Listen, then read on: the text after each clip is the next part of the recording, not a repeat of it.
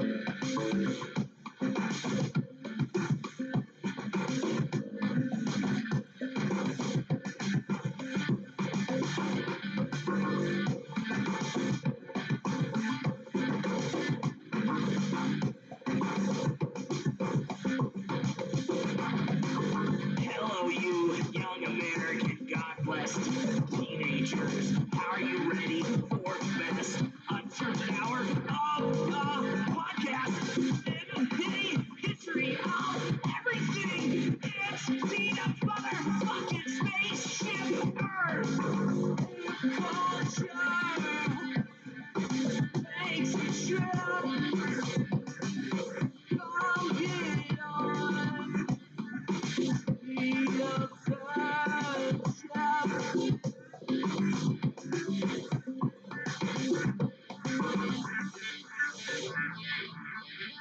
Get ready for your host, TeeDuhb. What have you here?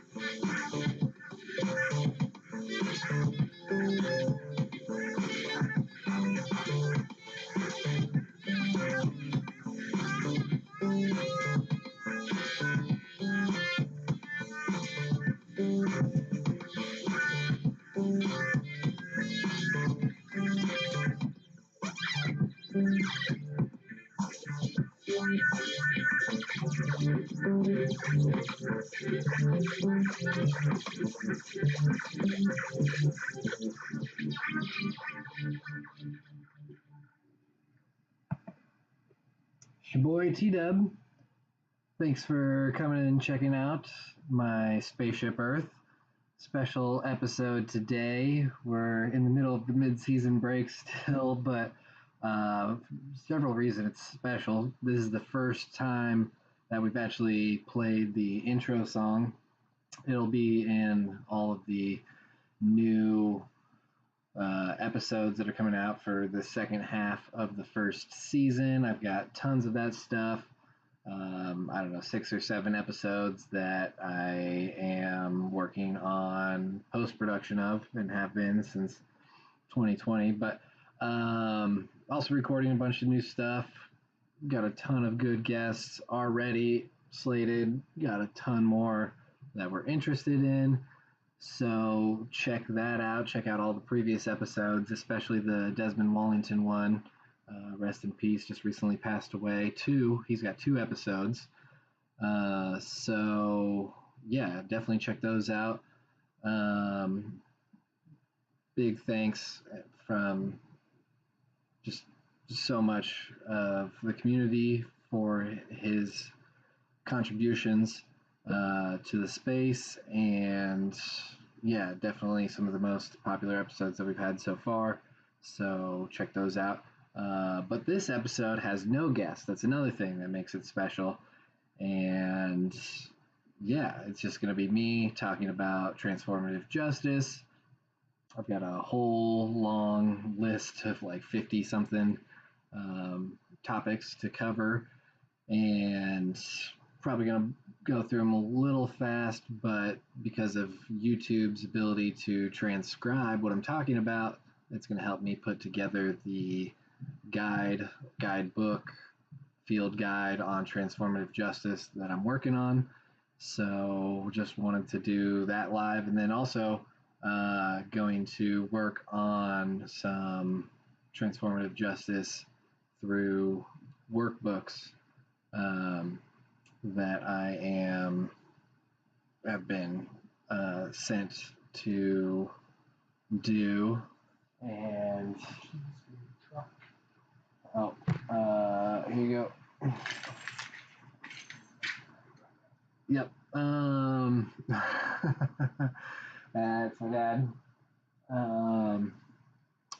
So yep, that is the stuff. There's something else that made this episode. I guess just the video portion of it. I've never done like a video portion to the podcast before. This is going to be uploaded to Spotify, Apple Podcasts. I think Google Podcasts changed to something else, but all the normal places. But you get to see it live and in person on YouTube. So yeah, thanks for checking it out.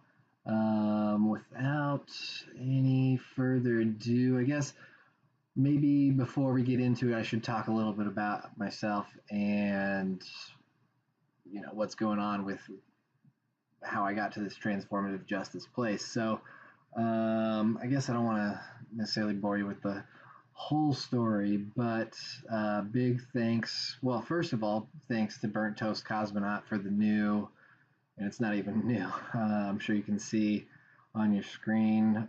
This came out in 2020, and haven't put it on any of the episodes yet, but thank you so much to Jake and Jade for putting this together. We were messing around one night, and that's where a lot of the samples and stuff came from. But yeah, also big thanks to Dance Safe, who sent me their transformative justice guide.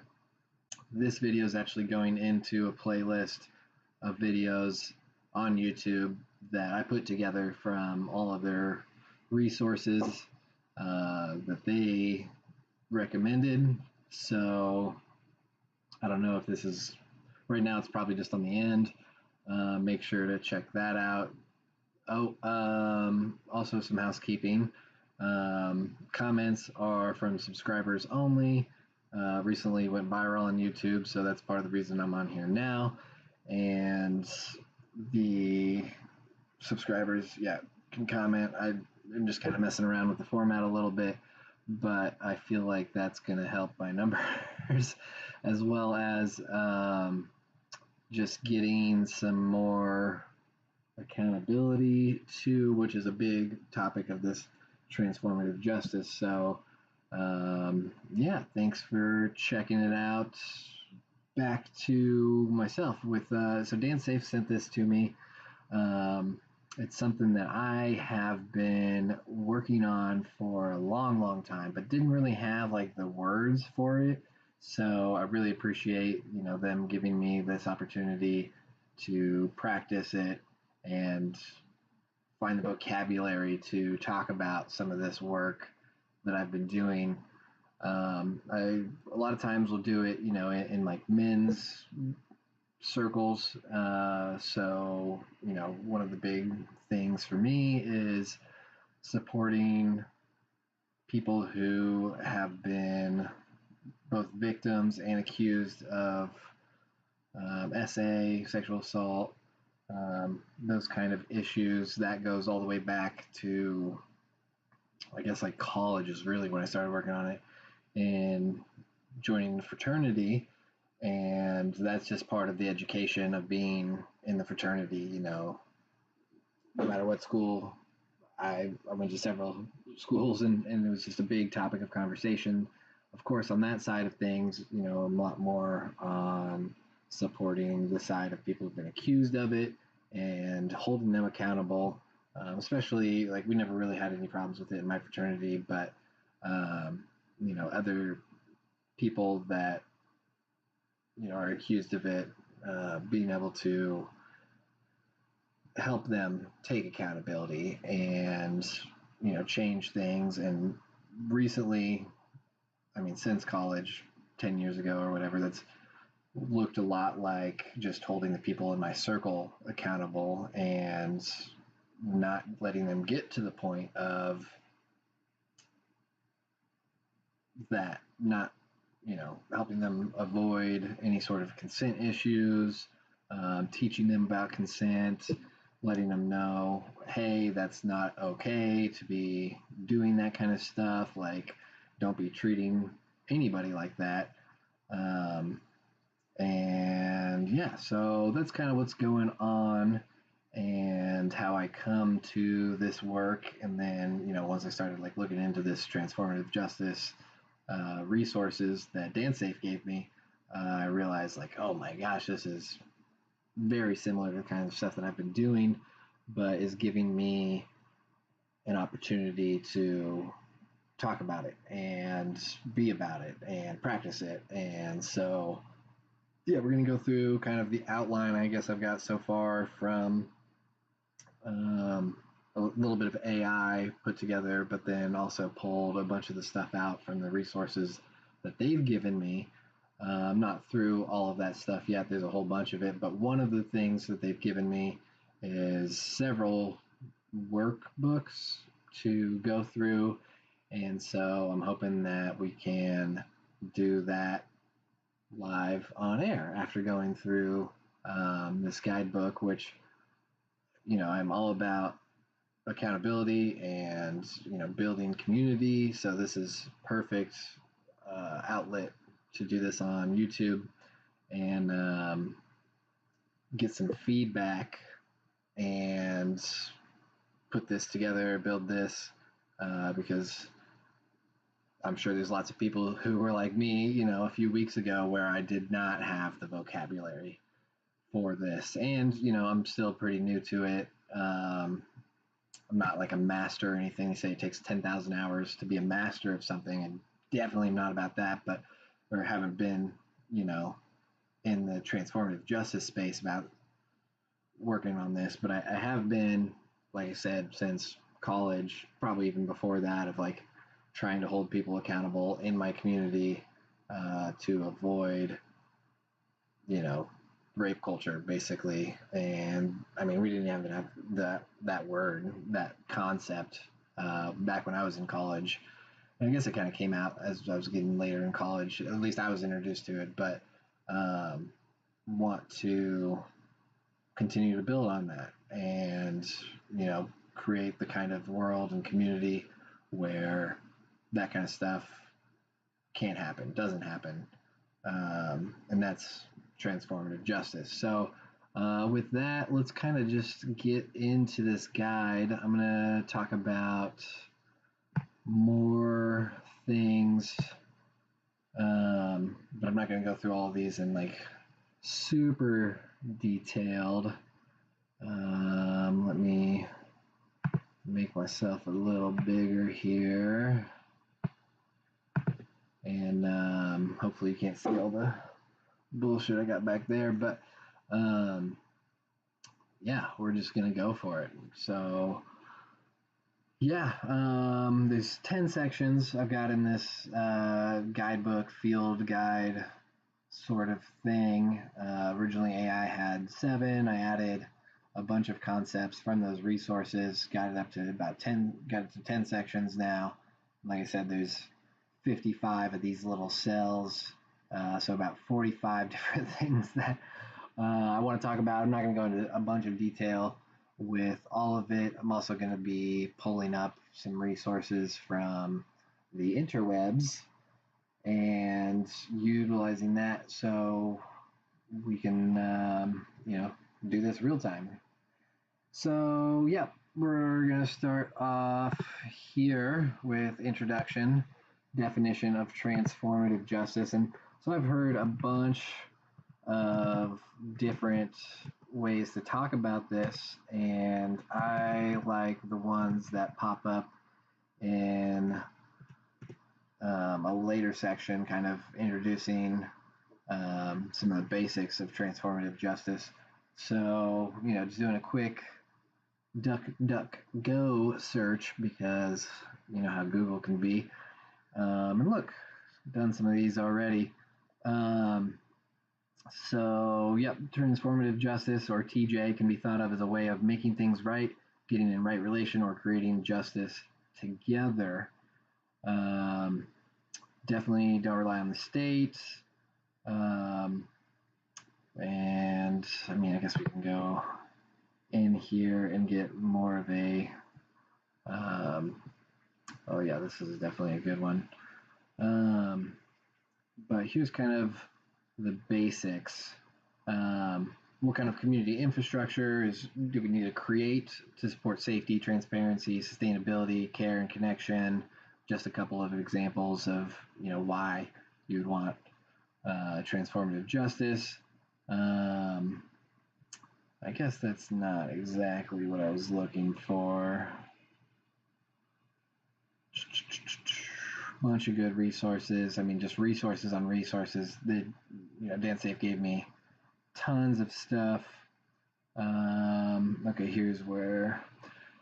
So transformative justice is a political framework and approach for responding to violence, harm, and abuse.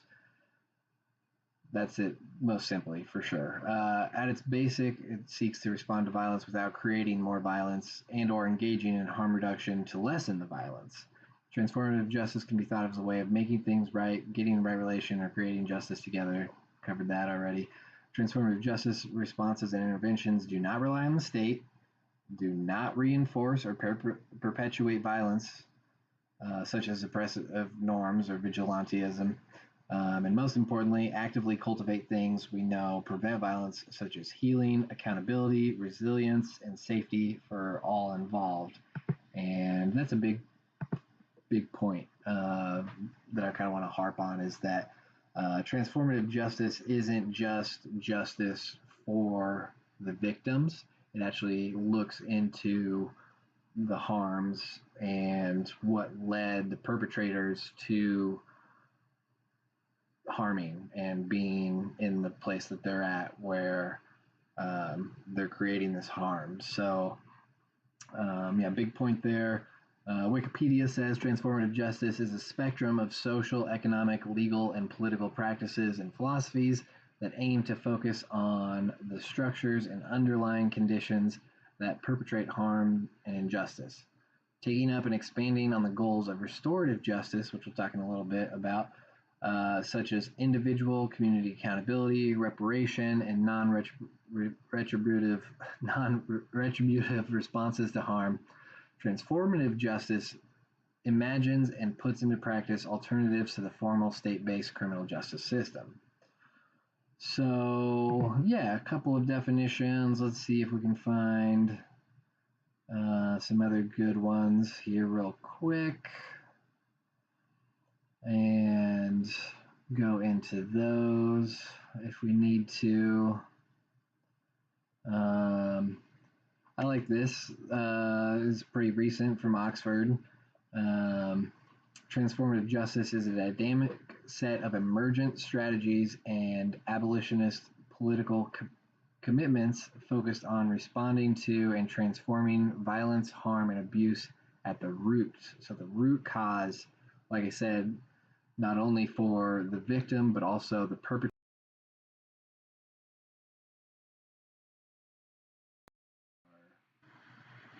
Perpetuating harm. A lot of times, hurt people is like the colloquial saying, but that's um,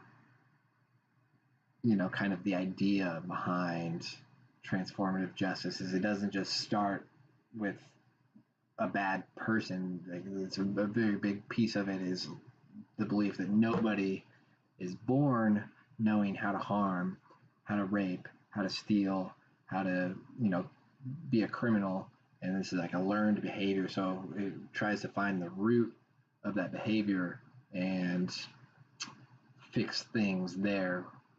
So like I think I mentioned earlier, like the idea is creating a community where harm can't happen because people are taken care of, people have their needs met. There's no need to be out of right relation. Let's see if there's another good one here. Another one I've been looking at. Teen Vogue, if you can believe that. Yeah, so here's another good one, kind of like what I've been talking about, but real simple. Transformative Justice, a framework that seeks to end violence and oppression through community-based accountability and healing.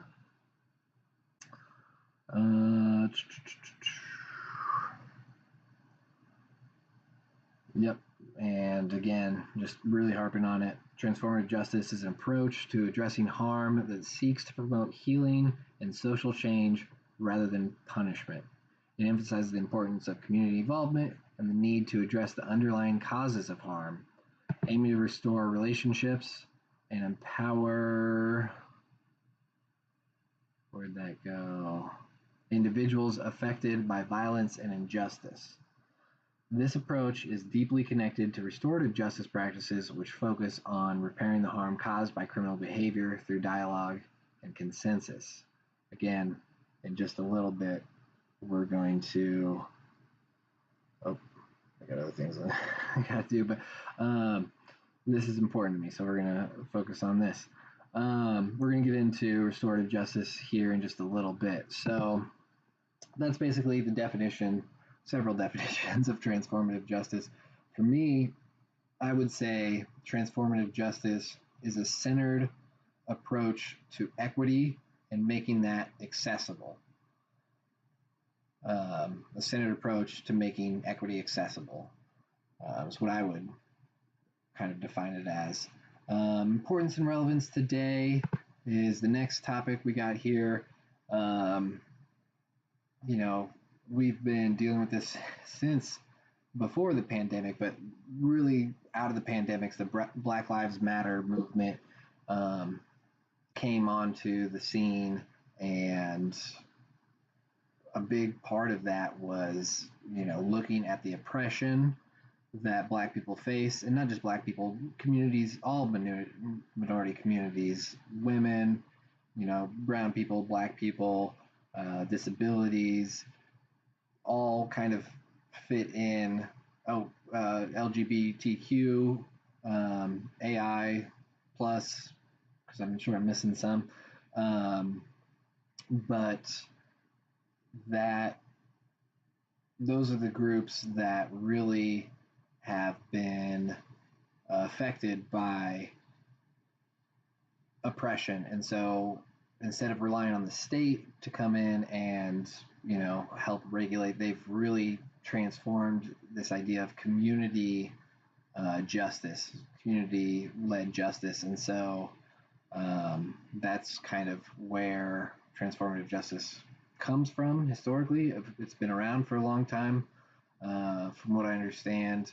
But if you're like me, you're pretty new to this. So, and the idea of decolonizing and getting to a better place for everybody, ending oppression, transformative justice is a big piece that's already been working and is poised to take off and help us change the system, the oppression, the racism, the ableism, the homophobia, um, and look at the root causes of where this stuff comes from and how do we address that, and build on that. So, yeah, that's why it's important and relevant today. Excuse me. Next section, purpose of this guidebook. So, like I said, I've been doing this work for a while, especially around um, sexual safety, um, consent, um, making sure originally that my brothers were being held to a higher standard, that, you know, we don't even have a house, we don't have parties where this kind of stuff can happen. We're aware of this stuff going on and, how to address it, from a very young age, 18 at least, you know, probably even younger than that. If you follow me on Facebook, which good luck finding that profile, but I just posted a big story about, or not story, big post, I guess, about several stories of my own um, side of this, both as a victim and a perpetrator. So we'll get into that probably when I'm doing the workbook stuff. So yeah, that's the introduction. And so this part's foundational concepts. This is like the next section of the book. What is transformative justice? So this and the next piece kind of go together. So we did a lot of the definitions of transformative justice, but I imagine in this part too, I'll, lay out a couple of specific examples and really try to illustrate transformative justice in action. Like I said, this has been going on for a long time, so there's plenty of case studies, there's plenty of hubs where this is going on. There are places in the United States, probably the world at large too, where this is an option, where instead of sending somebody into the criminal justice system, the victims can say, hey, I'm looking for the transformative justice, and it seems that there's an avenue for that. I don't know a whole lot about that. Like I said, pretty new to this. And yeah, I'm in that, like, as far as like strict transformative justice framework goes, maybe 20 hours into learning about this. Definitely probably going to hit 20 hours by the end of this. It's already been a half hour that I'm talking about it, and we're four points in, so buckle up. This is going to be a fun ride. But how transformative justice, one of the first things I saw is this next section of what transformative justice, kind of how we've gotten to this point of transformative justice. And I think that's a great way to define stuff, is to relate it to things that we already know, and maybe we don't know that we already know. So let me kind of break this down. But compare and contrast. What are the differences? So the first one, punitive justice, this is the one everybody's familiar with. You do a crime, you get a punishment. Crime, punishment. Crime, punishment. Right? Like we've all heard. I think that's a book. But anyways, punitive justice is, removing people from the community. That's like putting them into jail. That's giving them a fine. That's, some sort of measure where you remove, like you give consequences, negative consequences. It's like in psychology, negative reinforcement is kind of the basis of punishment. Is, you do something bad, you get bad results. Ideally, that makes you not want to do the bad thing in the future, because, that's not advantageous to yourself. So it's very like focused on the individual methodology, and there's lots of issues like that. Like I said, removing people from communities, right? Like we know that minorities are put up against the standard, and there's unequal enforcement of laws where, you know, I can't remember the numbers off the top of my head, but it's much larger representation in prisons, in the criminal justice system of minorities than we find in the general population. I'm talking about America here. You know, already America has the largest prison population per capita in the world by a huge factor. But then when you look at the populations that are in the criminal justice system, they're overwhelmingly majorities. They're overwhelmingly people that come from disenfranchised communities already, and so we have very clear evidence that you know what's going on here is not above board. So that's punitive justice, right? There's a lot of issues with it, and I don't know when it started, but kind of the next evolution from that is restorative justice, and this is part of the system as well, the state system, where you know, if you steal something, you give it back. You steal a bunch of money, you pay it back. You you know, do whatever harm that you perpetrate, you're part of, you know, paying it back. You do community service. You can send this to community service is like a popular one, is like you harm the community, you help the community. That's like the restorative justice process. And then transformative justice, you can kind of see how that evolves out of that. But a big part that I really want to emphasize, the difference between restorative justice, which helps the community, and transformative justice is transforming the community. So the idea being, especially in these disenfranchised communities, like I said, it's, you know, a lot of like LGBTQ minorities and people that are already kind of targeted and oppressed by the system, that have developed these systems and nomenclature and work, really good work inside of their own communities, and kind of rejecting the state. So instead of like, you know, calling the cops for help with a mentally disabled person who's having an episode, you know, how do we handle that within our own community? So, you know, they don't,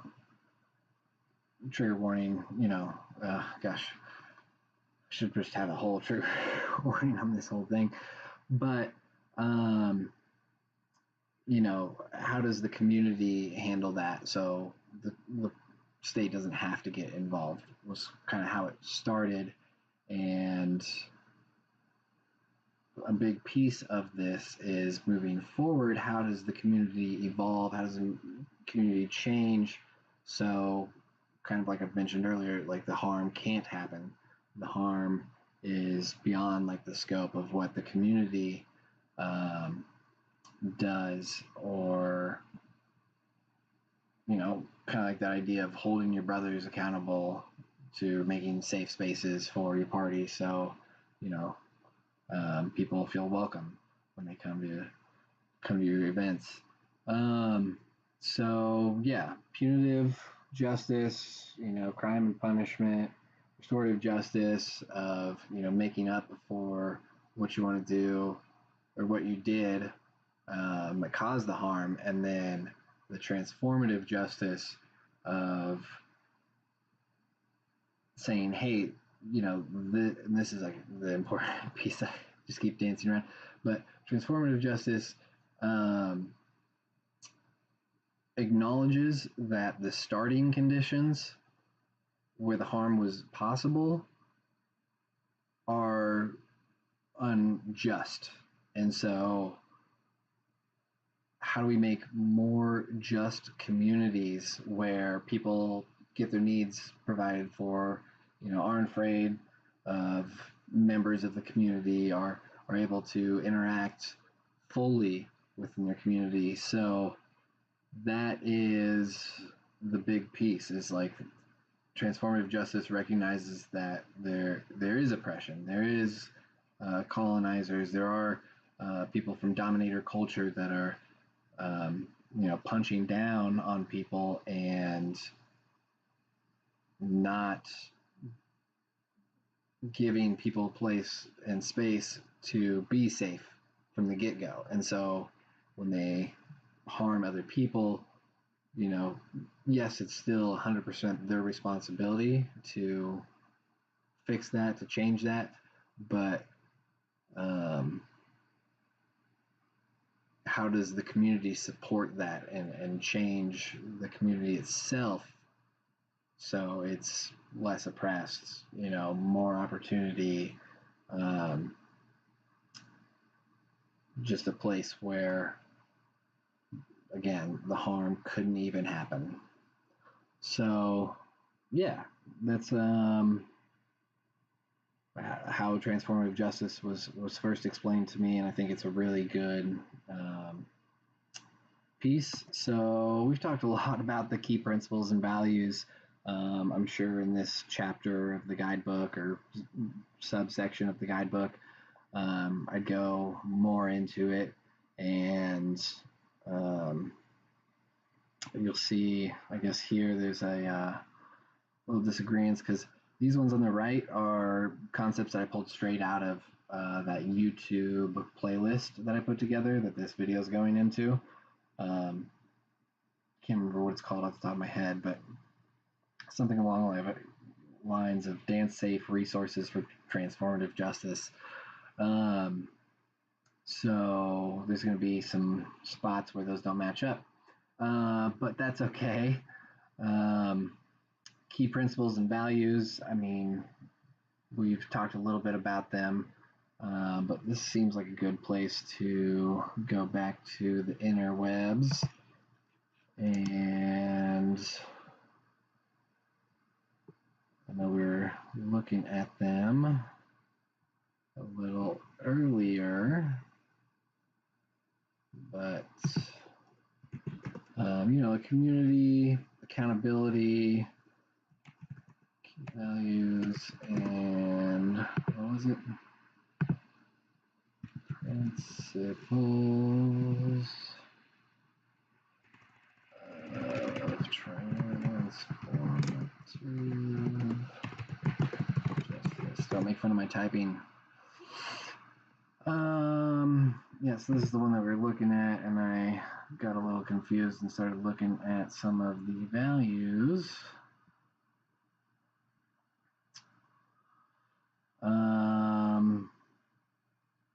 Okay, I guess these are kind of more active questions. But what else we can do?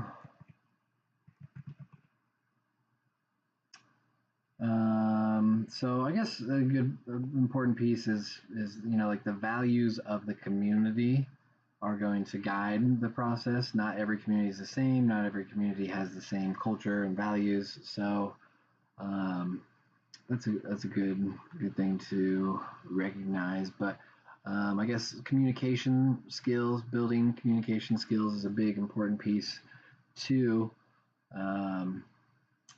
The key values, and actually I might have some of these like further down in the list as well, but also being able to prevent harm, prevent violence, that obviously is a big value of that. Let's try Prince. Nope, doesn't like it. Let's see.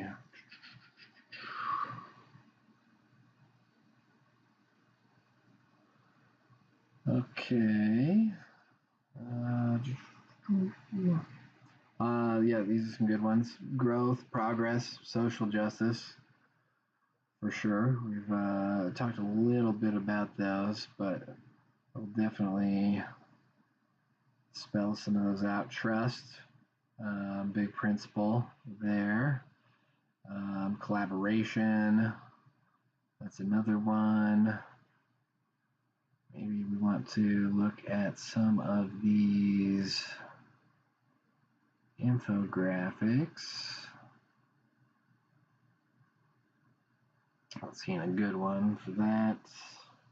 Oh, here we go. Core principles of transformative justice are synthesized from various theories, activists, and institutions. Let's try principles.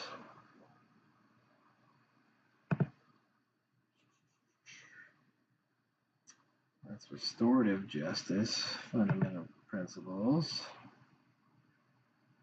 Okay, let's see. AVP is created for basic principles. Is this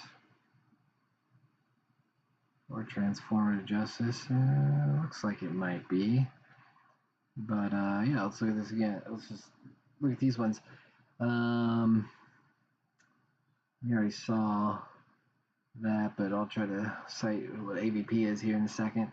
So number one, everyone has inward goodness, realizing that people's actions and words are sometimes mistaken, wrong, or violent. People themselves are good. In your understanding, separate the person from the behavior. There's goodness within. Look for it. Find it. Judaism, Christianity, Islam, and other religions all teach this. Pretty good. Number two, we can start out realizing a violent reaction is only one way of responding in a conflict. Somewhere in every conflict situation, there is the possibility for a nonviolent solution. Great, incredible. No nuts. Value three, to change situations in positive ways, we start with ourselves, our attitudes, beliefs, manner of speaking, tone of voice, and behavior.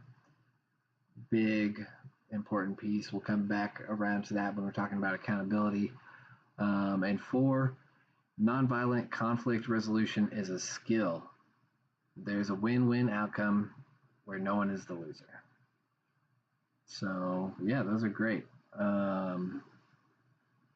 Here's some Save the Kids 10-point principles.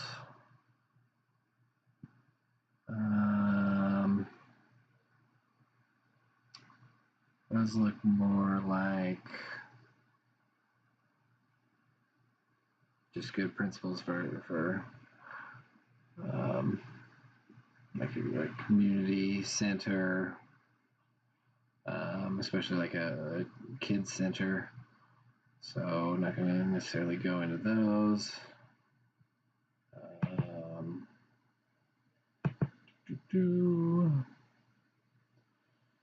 So here's some common principles. Transformative justice is against violence and punishment, institutionalization, and imprisonment. Crime is a form of community-based conflict where society and the government are also involved as possible offenders. Transformative justice brings issues of identity back into the realm of justice by addressing socio-political injustices towards women, people of color, LGBT, I guess is what I normally hear, but the poor, immigrants, people with disabilities, and other marginalized groups. Transformative justice believes in the value of mediation, negotiation, and community circles to transform conflicts. So those are probably some of the best ones right there. I love how it's the synergy between several groups. So yeah, Save the Kids, Generation 5, let's see, AVP, all the way up. Alternate to Violence Projects. That one's at a New York Greenhaven prison. I think I've heard a little bit about that. So yeah, there's a lot of different ways to talk about these principles. Obviously, I have not done all the homework, but this is just like a first step in doing this. And like I said, it's going to be nice that YouTube is probably transcribing live for you right now, doing a closed captioning, which is awesome, and gonna help me write it out as I go further in this process. So just looking to see if there are more that I want to get into. I think we can look at this real quick. Oh yeah, this is awesome. Handbook, Generation 5. So we did look a little bit earlier at what they had in common with those other groups. That is definitely the one I've liked so far the best. All right, let's see if we can figure out what their values and principles are. Principles. Okay, so here, yeah, perfect. So liberation, shifting power, safety, accountability, collective action, cultural responsiveness, sustainability, and resilience. So I guess I could talk a little bit about those. What are we at time-wise? 45 minutes? Yeah, I'll be quick. So liberation, right? Freedom, shifting power. Talked a little bit about it, from like the state to the community is a big goal of transformative justice. Safety, it's mom's first priority, right? Better safe than sorry. But that's the goal and why we're doing this kind of work. Accountability, we've got a big long section about that, but the taking responsibility for actions, community. It's a little bit of like ownership of the outcome as well. Really important. We're going to dive pretty deep into that one. Collective action. So, one of the hallmarks of transformative justice versus like restorative justice is there's not just like a judge, and the offender and parties surrounding like those, like, and the victim, but not always the victim, I guess, too, is kind of an important point. But it's usually between those three parties, and then the lawyers, the state's on the side of the victim, there's a defending attorney, there's a jury kind of on the judge's side. So in transformative justice versus like the punitive and restorative justice, there's other community members, community leaders, maybe the family and friends of the victim will be there to help break the ice, sort of thing. Especially in like a situation where somebody, like the victim feels really unsafe, or could be unsafe. That's when the ingrained community of the perpetrator can be there to help facilitate, speak the language of the perpetrator, and help with that accountability piece. So that's collective action. There's a lot more to it as well. Like I said, community leaders, moderators instead of like a judge. Oftentimes there'll be somebody who's there to just help the conversation happen. But it's really, again, not just about like the punitive stuff that happens to the perpetrator, but how the community can grow and make this kind of stuff impossible. So cultural responsiveness, we talked a little bit about this earlier. Again, not trying to harp on any of these too much, but acknowledging the injustice that's the starting point of the event, because violence isn't like a yes or no. There is a spectrum of violence, and so a lot of times the incident is like a 10, a 9, 10 on the violence scale, but there is violence in the community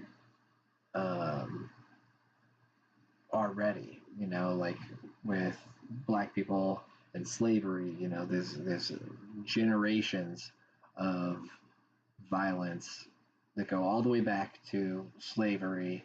And granted, I am a white man talking about this, but I've been able to see, through my work with education and like sitting down with families, the legacy of the violence has gone from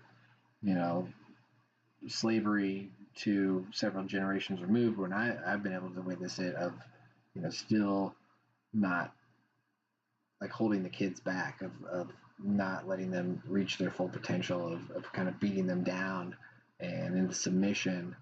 And it breaks my heart to like talk about this stuff, but it acknowledges that, and the community, like I said, has its own values too. So like transformative justice seeks to build the community. Yeah, I feel like I'm kind of being like an idiot talking about other communities. But so sustainability, I guess this is like a good opportunity for me to just practice. Oh, you guys can't even see everything I'm doing over here. I'm reading. That might help. Sorry about that. So, take just a minute. Not even. Yeah, definitely had me a little. Try to just focus in on my communities and stuff. Sustainability. I guess let me go back to that too. Cultural responsiveness. So, like fraternity, like I said, is kind of where I started this. In that culture, there is a stigma around that culture, especially around sexual violence and rape culture, and I guess I don't know exactly how it is these days. I try to stay involved, but I got a lot of shit going on. But that was like one of the big things that allowed us to keep each other accountable, is like the brotherhood and holding each other to the standards of not only academic standards and the kind of things that we want to see in the house or our parties, but there's like a whole piece of like philanthropy too, and kind of giving back. And so making those in alignment was like a big part of how I got into the work, and making sure that the holistic, the fraternity is holistic. So it's not we're out doing philanthropy, acting like we're good guys, but behind the scenes we're full of shit. How do we live our values and connect with our larger community at the university, in the town, and the world. Um, so when we were doing this kind of work, it was falling back to like the values of the fraternity, or the community that we were in. So um, I feel a little better about that. I mean, I feel better about it for sure, but might be more of a difficult thing for others to grasp. So, anyways, sustainability, like I said, big part of transformative justice is to change where like the harm's not even possible, in a way that like the harm's not even possible. So it is like a more sustainable model. There is, don't get me wrong, a lot of work on the front end to do that, where making the space safe enough so the transformative justice can even happen is a big, big, big first step. But the returns are much bigger too, versus the punitive justice system, right? Where you're removing people from their community, and you're like, call out culture could be like an example, right? It's like, oh, we need to like remove this person from our community. But a lot of times what happens, if it's not a large enough call out, is it's just like, oh, we're going to remove them from our town or whatever, we're going to run them out of town. They just go to the next town, and they keep doing the harm. So it's like a totally unsustainable model. And even at the very high levels, the recidivism rate, I think I'm saying that right, of like where people go into the criminal justice system and then come out and reoffend. I might have that backwards, but there's a big, lots of evidence that shows people that have gone to prison commit more crimes, and higher level crimes too, kind of become career criminals when originally maybe it was a smaller mistake. So totally unsustainable. Transformative justice is flipping that on its head, not just for the justice for the individual, for the victim, but also helping the perpetrator become more wholesome, holistic, where they don't need to feel the need to perpetrate the harm, and they can heal themselves as much as healing for the victim and the community as well. So overall, like big barrier to entry maybe for a lot of people, and that's part of what the purpose of this is to lower that barrier of entry. But over the long term, that barrier to entry not only is going to go down, but the long term resilience of the community and everything is built. And so long term sustainability is much better. Man, taking way long on this resilience. I don't know what I even want to say about resilience. Yeah, I'm just gonna skip that one for now. Check out the guide for more on that, possibly. Come back to it if we need to. History and evolution of transformative justice.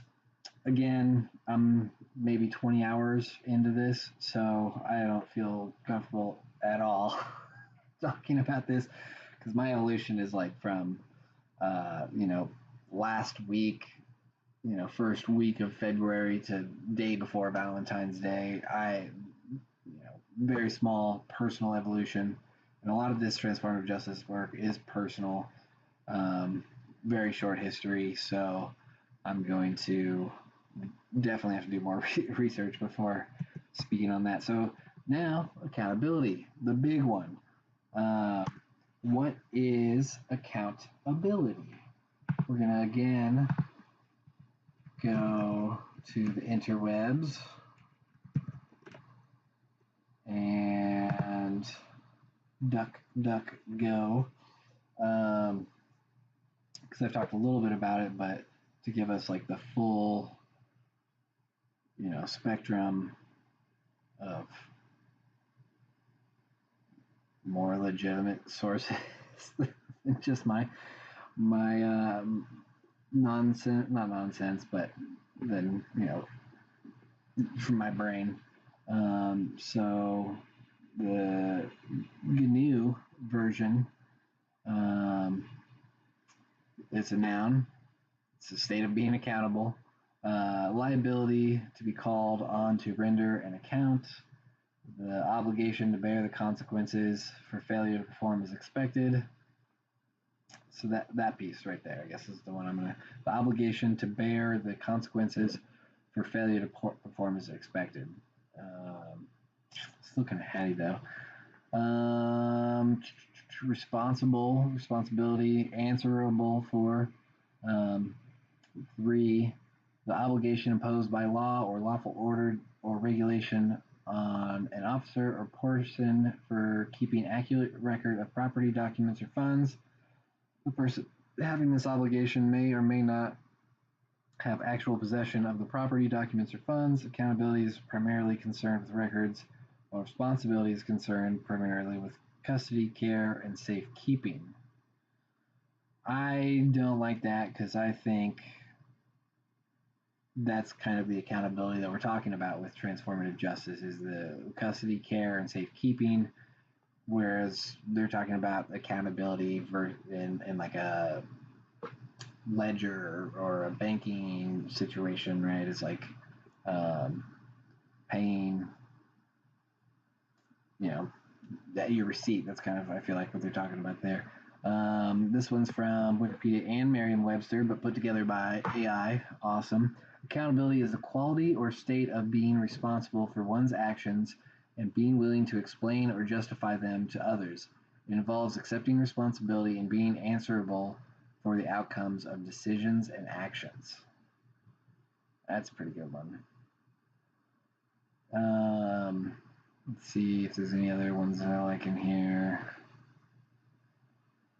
Accountability is the fact of being responsible for what you do and able to give a satisfactory reason for it.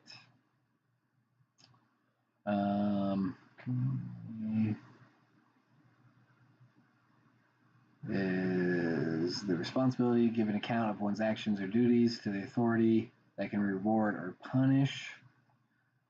I don't really like that one.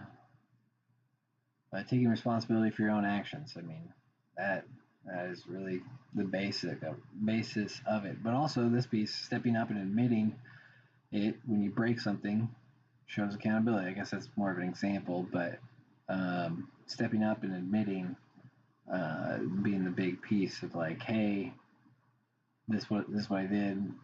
This is why how I'm not going to do it in the future. Because I think that's important in accountability too. Is the I guess I was kind of talking about earlier, the ownership of the piece of like, this is my piece to own. This is what I did, and this is how I'm working to not perpetuate that harm in the future. So yeah, a lot more of the same sort of stuff. Being responsible, owning your decisions and actions. There's this like explaining piece, which definitely comes into transformative justice, but I think in more of like the terms of like self accountability. I mean, obviously, in a mediated situation, there's going to be opportunity for people to speak on why they did it. But I don't think that's pretty important because, that starting basis of like where the hurt came into their lives and how it turned around from being something that they were experiencing to something that they were putting out there. I guess is a pretty big piece. But and like this sense of self accountability, you're admitting that to yourself, and you can work through that on your own time, like I am right now. This is kind of an example, and we'll do even more of later. But there's the receipts of me doing this live and for the posterity. So yeah, accountability definition. I guess we talked a little bit too about what it means in like a transformative justice sense, and yeah, ooh, I think there's something in here. Yep.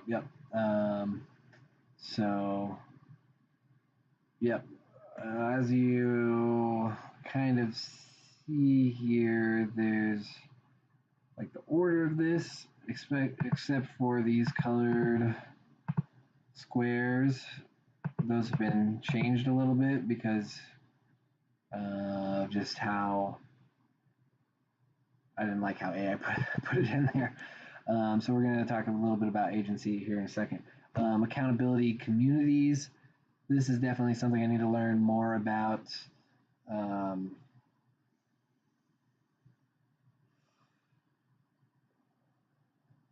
I don't even know what to talk about with that at this point. Okay, so we're over an hour in. 3 big sections. So yeah, we'll just skip that. I know that there's this idea of pods. I don't really know much about them, but it seems to be kind of a root of in the community for this transformative justice action to take place. So that's all I'm going to say about that.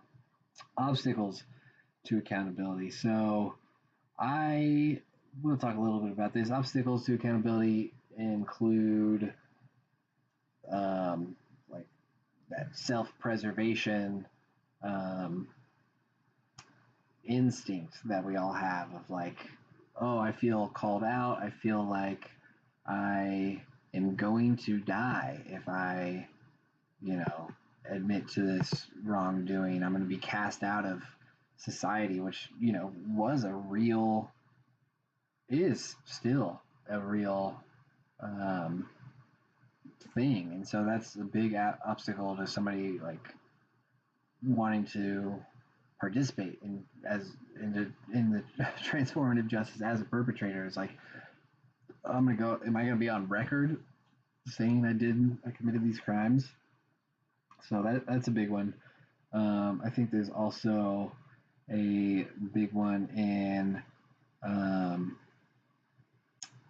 the just like, I guess I don't really know how to put words to this. Give me a second.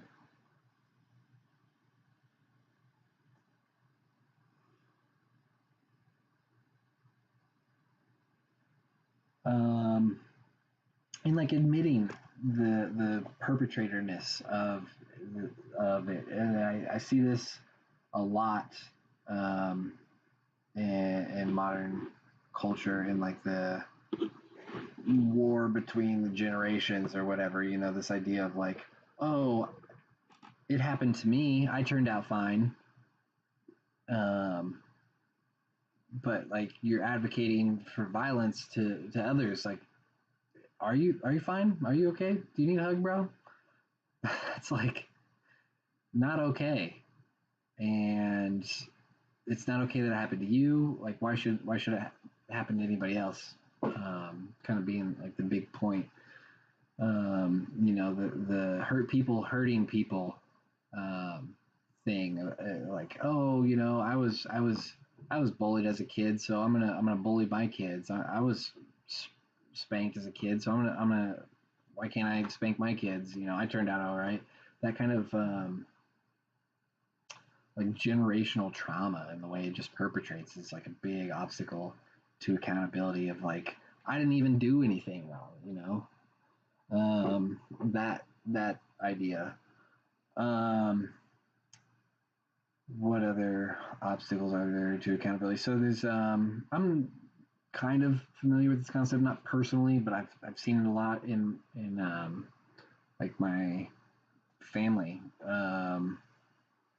Not to blow up their spot too much, but this idea of um, you know, one extreme or the other of like, you know, I didn't do anything versus like catastrophizing, like, oh, I'm a wrong person because of this action I did, and like, you know, actions are a good indicator of who somebody is, but you know, like we're trying to break those patterns. We're trying to take that harm that and change it, you know, on much bigger levels than and you know, just because you did something wrong doesn't mean you're a wrong person. You know, we all make mistakes.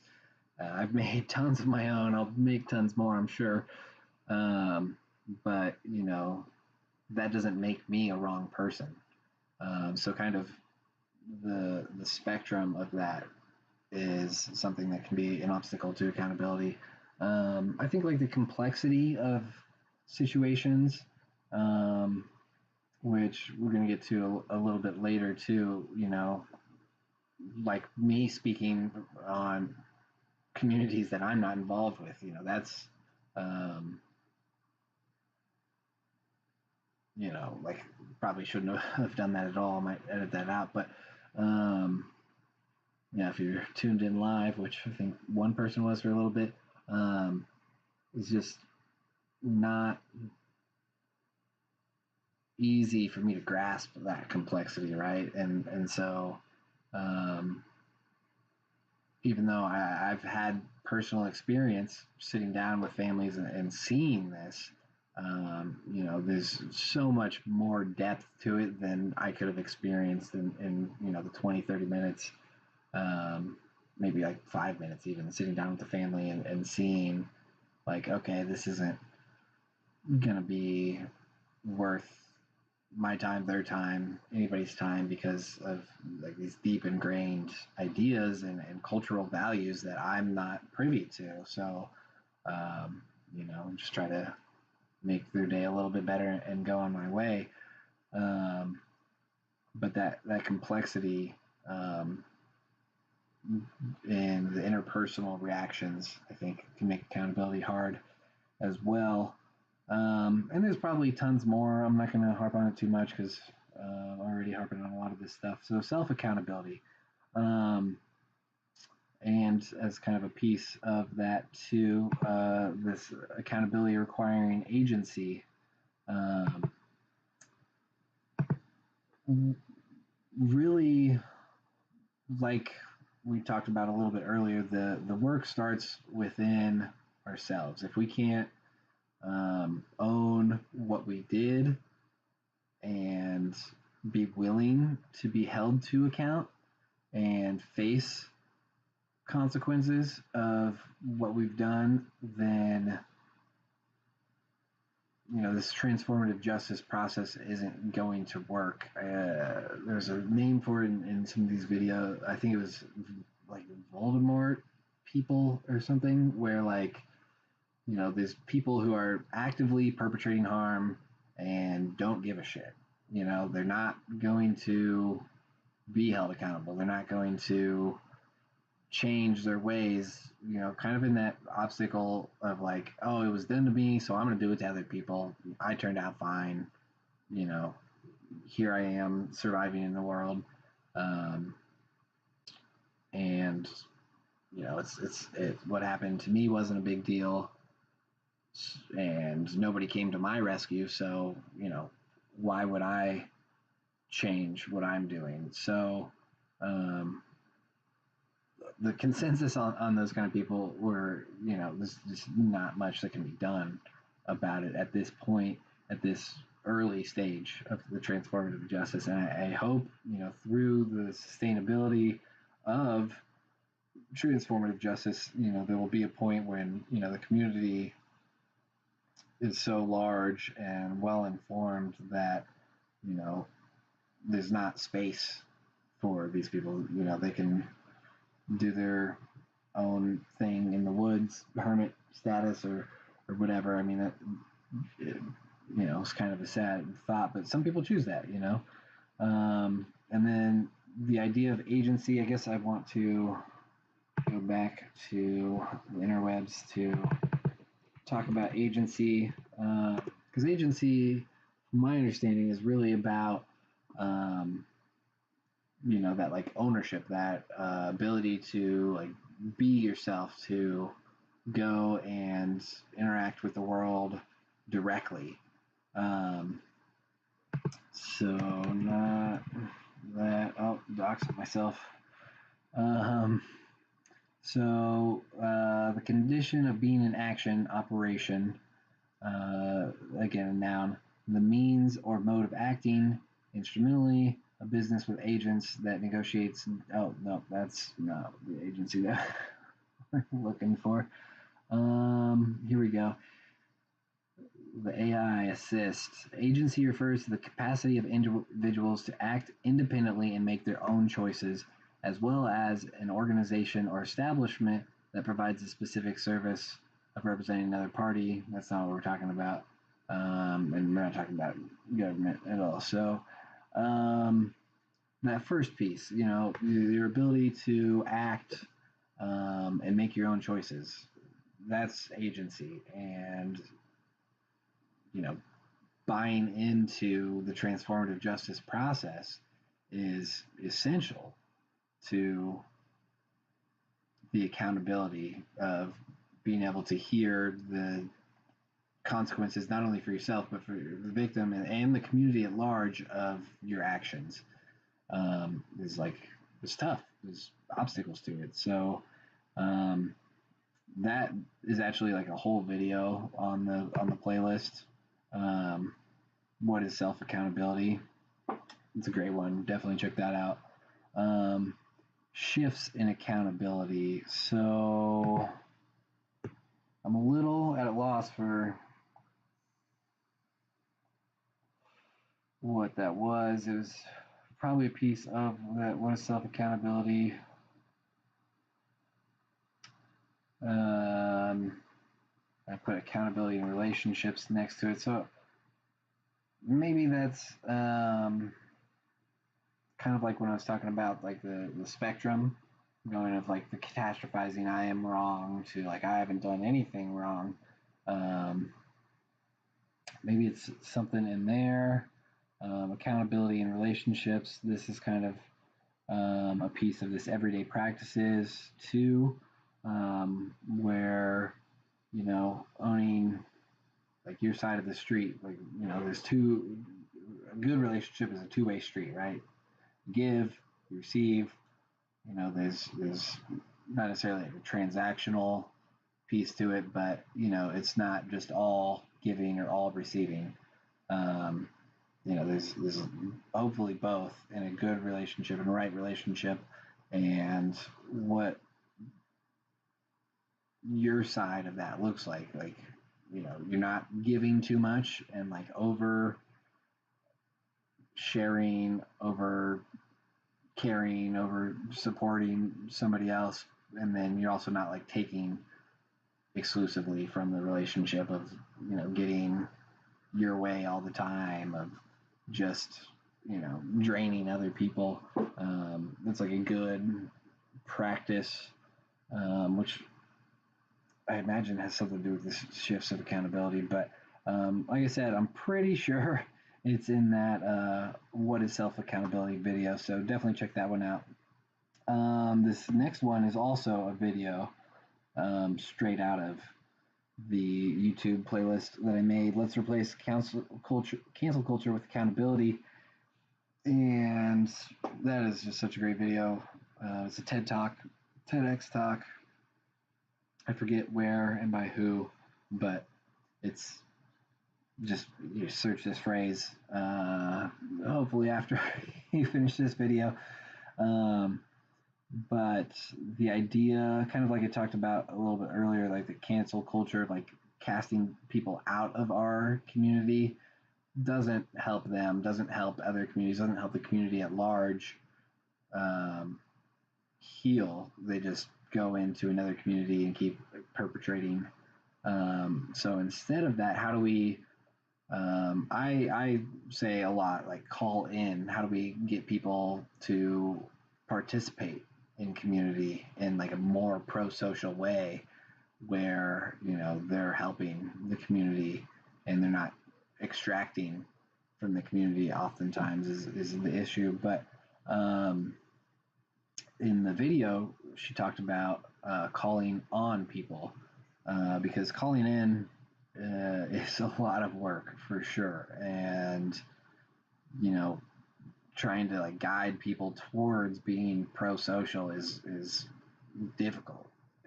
I've got a degree in psychology, and it's still hard for me to try to do that sort of thing. So somebody without the same resources that I've been able to work on, I can imagine it'd be much harder too. So calling on somebody is to give them the idea. It's not to like walk them through it, but it's like giving them a starting point for a path of doing it themselves. And I think that's a really cool idea. So again, definitely check out that video. And then accountability review. There's 2 videos on that playlist that are titled "What is Accountability?" So just the idea of like reviewing, everything that we've learned about accountability, because it's such an important piece of transformative justice. To again harp on it, if like the harm perpetrator is not going to buy into the process, there's not much you can do in transformative justice. You can do punitive justice, you can do the restorative justice pieces, especially if the state's involved. But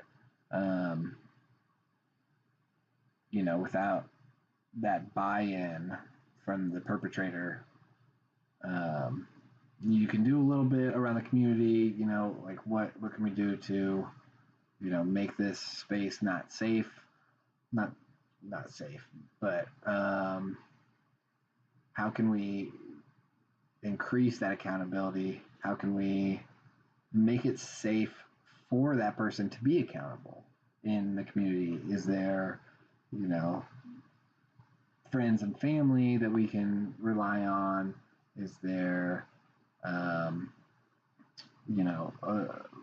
what kind of ways can we make it safe for that person to feel accountable, where they're not going to be thrust into the punitive justice system or the criminal justice system, where they can actually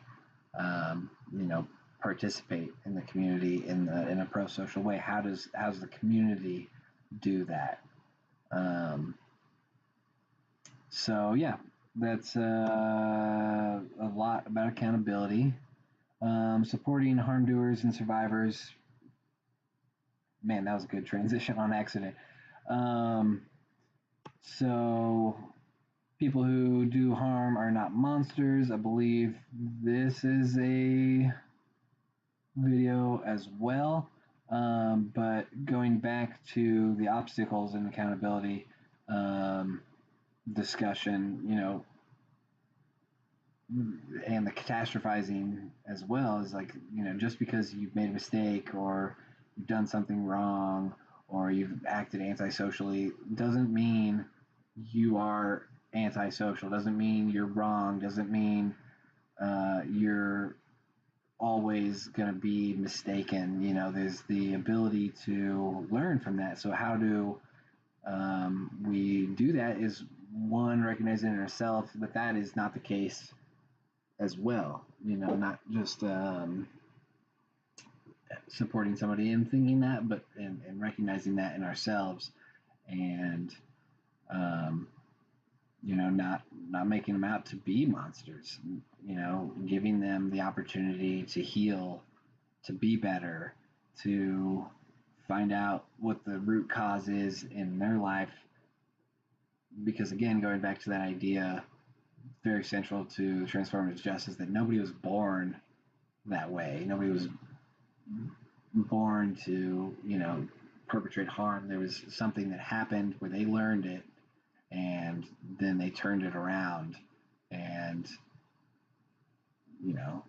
oh, it happened to me, I'm going to do it to you. So, even in that situation, that's not, those people aren't monsters. There's an opportunity for everybody to heal, and that's really the point of supporting the harm doers. So this piece also kind of speaks to the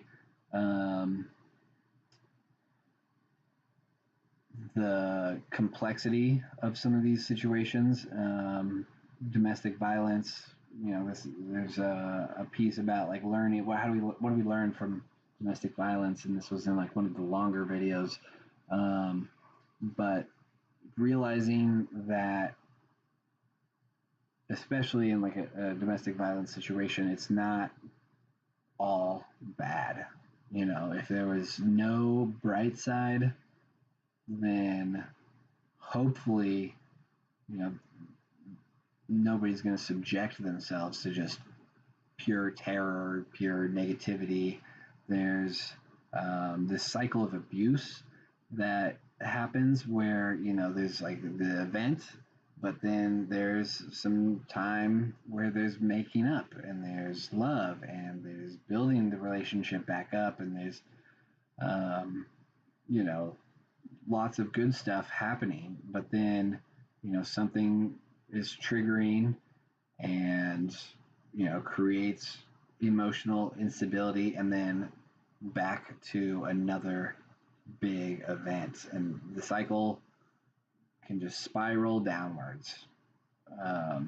And, on a larger scale too, there's cycling between like generational trauma and violence and oppression of, oh, this was done to us, we're going to do it to them. But to speak like in the domestic violence cycle of abuse, it's there's good, there's love, there's compassion, there's caring, there's support, there's providing, there's other good things that are happening in this relationship. So it's not oftentimes all bad where people are just being perpetrated against. There's like the push and pull of it, which is like a whole other topic that I don't want to get too far down the rabbit hole of. But holding space for that complexity, that these are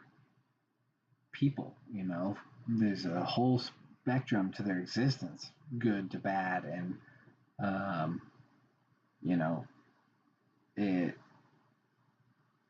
really doesn't do anything for anybody to just reduce it to the, oh, like that person gave you a black eye, why would you want to stay with them? Well, because they're taking care of my livelihood, my ability to just be a person. So holding space for that complexity,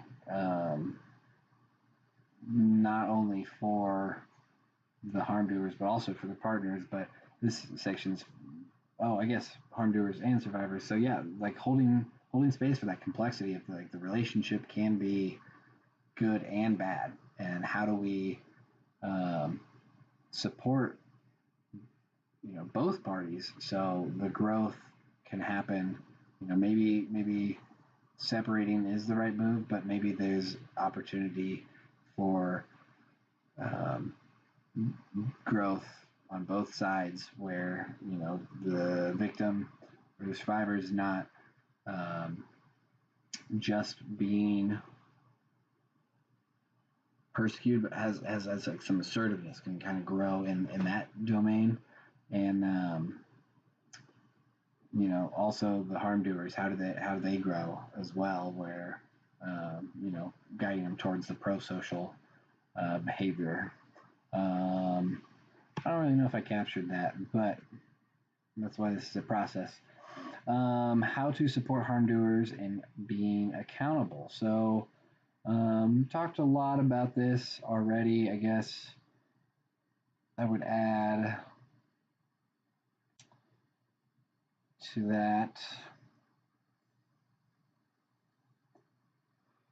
kind of going back to like the community, and maybe this is why I need to study accountability communities.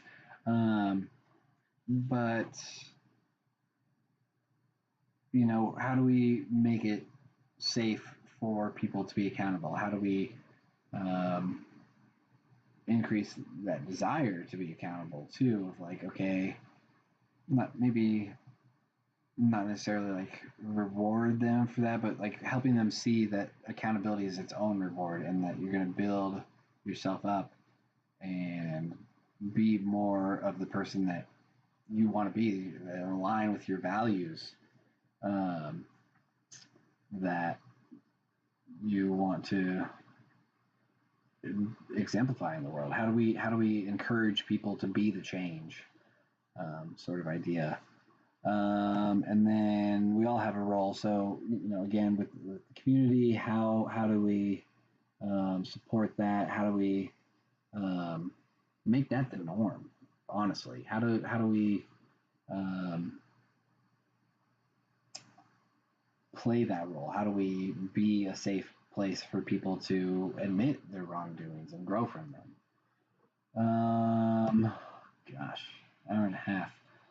I'm going to try to start doing a little bit faster. So, everyday practices for transformative justice. This is like the second video, I think, on that playlist. So I'm not going to harp on it too much. It's the name of the video, so definitely check that out. Strategies for implementation. So in this part, I definitely want to, and maybe even in this tools and resources piece to the worksheets and exercises, have like a flow chart of what a mediation would look like, especially in like the worksheets portion. But it's already happening. This has been happening, like I said, for decades at least, in communities all around the world. And so there are roadmaps. And granted, I'm still pretty early in this process. I'm about to go through a workbook, so we'll get into that a little bit later.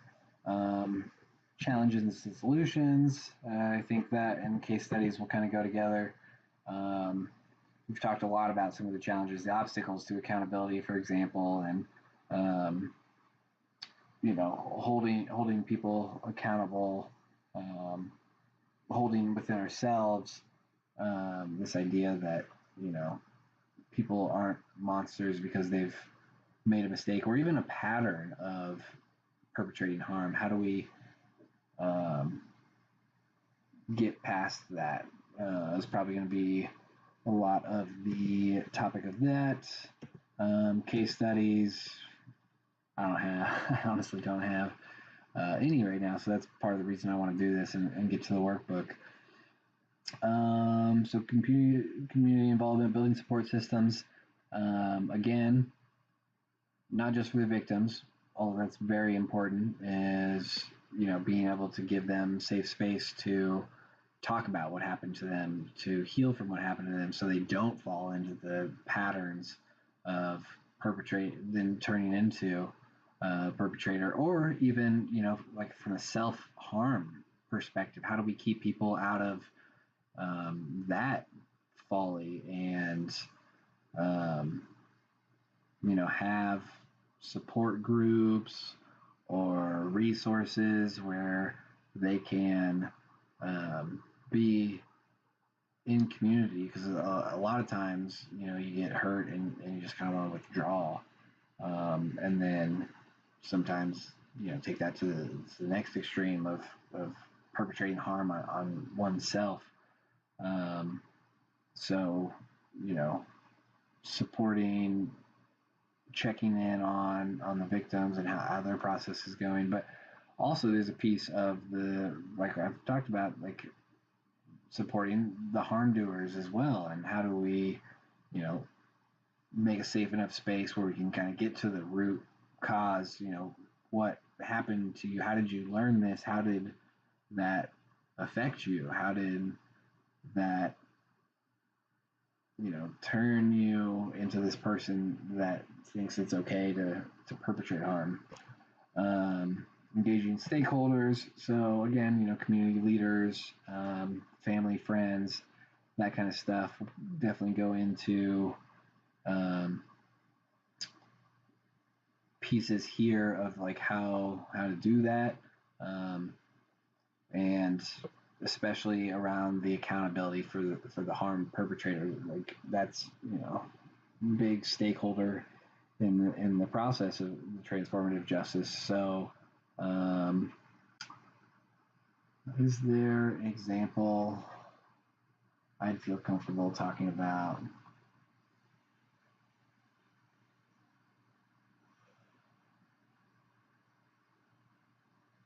I think it kind of speaks to right relationship and like a deeper um, piece of like understanding that, again, these people aren't monsters. They're people.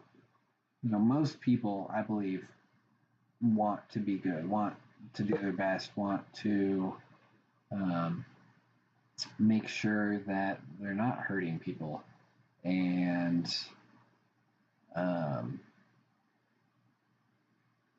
being party to that is important in a kind of cyclical sense of like checking in on that and being there to say, hey, that's not right. Like, how would you feel if somebody did that to you? Of like, um, helping them to like engage into that empathy too. That's like a big piece I should probably add into here too, is empathy. Um, I guess I've kind of got some of that, but and then they're kind of, some of those are here in this reflective practices. I mean, that's a lot of internalizing stuff. That's kind of the point of that. But um, you know, being just being there, being present, and being a resource for people, not just in a sense of like when the event happens, right? That 9 or 10 on the violence scale, but at the ones and twos, when you see the microaggressions or the language that um, hurts other people, and catching it at that early stage, um, I think is really important for engaging people who might be on that path. Um, yeah, definitely want to talk about that more, but um, we'll come back to that. So developing community programs. A lot of times for transformative justice, there's like a place where it happens. There's a building or a pod. I'm still not totally clear on what that is, but a place where, like I said, there's communities already where a victim can say, hey, I don't want the punitive justice system to do this. I want to go to the Transformative Justice Hub in New York City and participate with them. So, they've got a ton, and maybe like the move here is to talk about, some of those programs that already exist and how they came about. So I don't think I have a lot of history on here. Oh, okay, yeah, there is history and evolution. So again, that's a piece I need to study more on. Um, The hardest part of the task. So this was definitely in reference to this, survivors loving their partners and that complexity conversation of, it's not black and white, and there's a spectrum that these experiences and people exist on. So how do you know, love the sin, hate the sinner, for lack of a better turn phrase? How do we create that space um, for people to take that accountability and grow, sort of thing. So yeah, I believe again that's in this "People do not who do harm are not monsters" video, and I think that's like a section, one of those like little highlighted sections under the YouTube video where it says, "Hey, here's what we're talking about now." So it was very short. I remember that, but it seemed really important of like, holding that complexity and honoring that um, sort of thing. So down to the tools and resources, worksheets and exercises. We're going to go through some. Like I said, I think a good one would be just kind of what a basic moderation um, session could look like. And I think I don't know, obviously not having done it myself.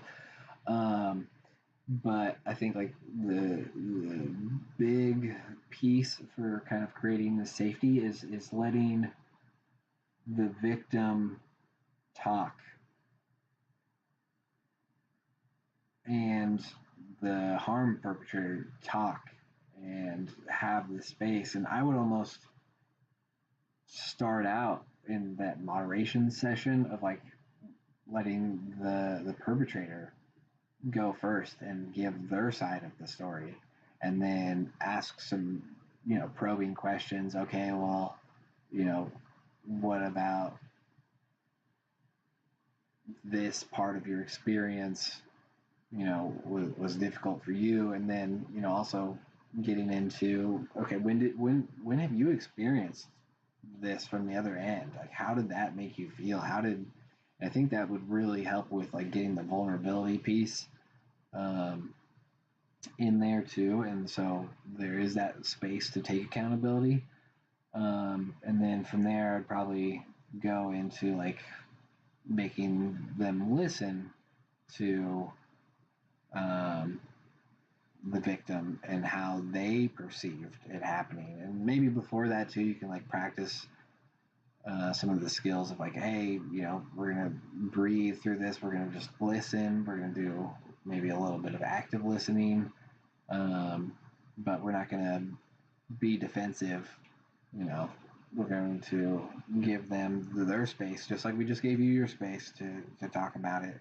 And you know, like I said, these aren't every situation is different. I guess I didn't really say that, but every situation is different, and transformative justice really seeks to kind of be there and part of the experience in like a positive way. So, other parties might be there, other community members, friends, family. I did talk about a little bit, and like let them have their space as well to talk to the perpetrator about how it affects them. That's like a big part of like interventions and stuff too. So I might be stealing a little bit from that, but um, you know, doing some of that. So like there's this really robust perspective for the perpetrator to consider, and then also some perspective for the victim to consider of what is like the healing process. How has that gone wrong for this person, and how do I avoid those same pitfalls? And then giving the victim space to talk about what they need to do the healing to avoid those pitfalls, and then probably giving the perpetrator some space to talk about that too, of like, hey, what created this lack that pushed you towards being a dick? Sorry, I'm definitely getting tired. So just, yeah, like one worksheet, one flow chart. Exercises too. I think, just practicing some of the skills, active listening, communication, um, healing in small ways. Like I said, some of those skills of just sitting, listening, being present, breathing, not reacting right away, and then going deeper into the emotion. I think there's tons of exercises that we could include in there. Tips for complexity. So this is kind of going back up to that hardest part of the task, and people not being monsters. So engagement, conflict, safety, being uncomfortable, kind of just talking about some of those, like the exercises, being uncomfortable. How do we sit with that? Maybe, that could be an exercise, like, I don't know, watch a short video that's uncomfortable, it's cringy, and, talking about it, but just like being present for it at the point. Safety, I don't remember exactly what was the relationship in this, but I think this is part of that same video of people who do harm are not monsters. So definitely check that out for more on this, and I will too. Put it into what this is going to turn into a document. I just have sheets right now because I'm kind of a data guy. Conflict, being comfortable with conflict, how to manage conflict, how to I don't want to say be comfortable in conflict, but be comfortable with conflict, where you can, do the right thing and, advocate for the victims, especially. And then engagement, we talked about that a little bit earlier, engaging stakeholders, creating that space for people to feel comfortable in, especially with conflict. But yeah, so that kind of ties it all together. I just used every one of those words. Recommended readings, how to support hunters and being accountable. So that pops up again. Oh, okay. I see what I did. I see what happened. This belongs here.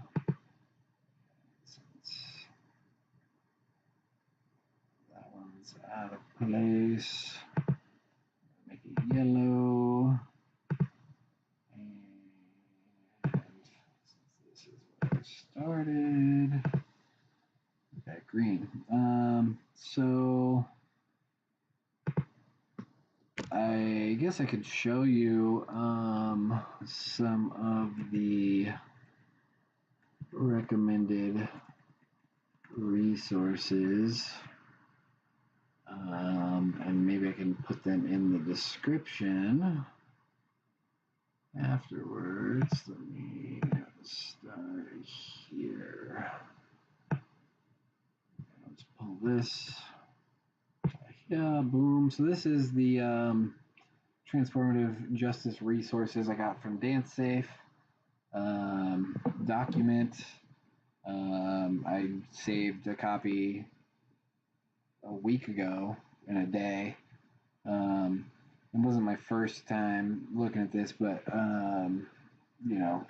was like when I was like, oh, okay, like there's some little issues here. I think I fixed some spelling. Actually, let me minimize that a little bit so you can see the whole thing. So yeah, I just did some editing on this page. This link doesn't work, so this is a great document. Like I said, kind of the basis for this. This is the point I'm at right now. This accused of harm. So, going through some of these tools, like pod and pod mapping worksheet, probably won't do that one.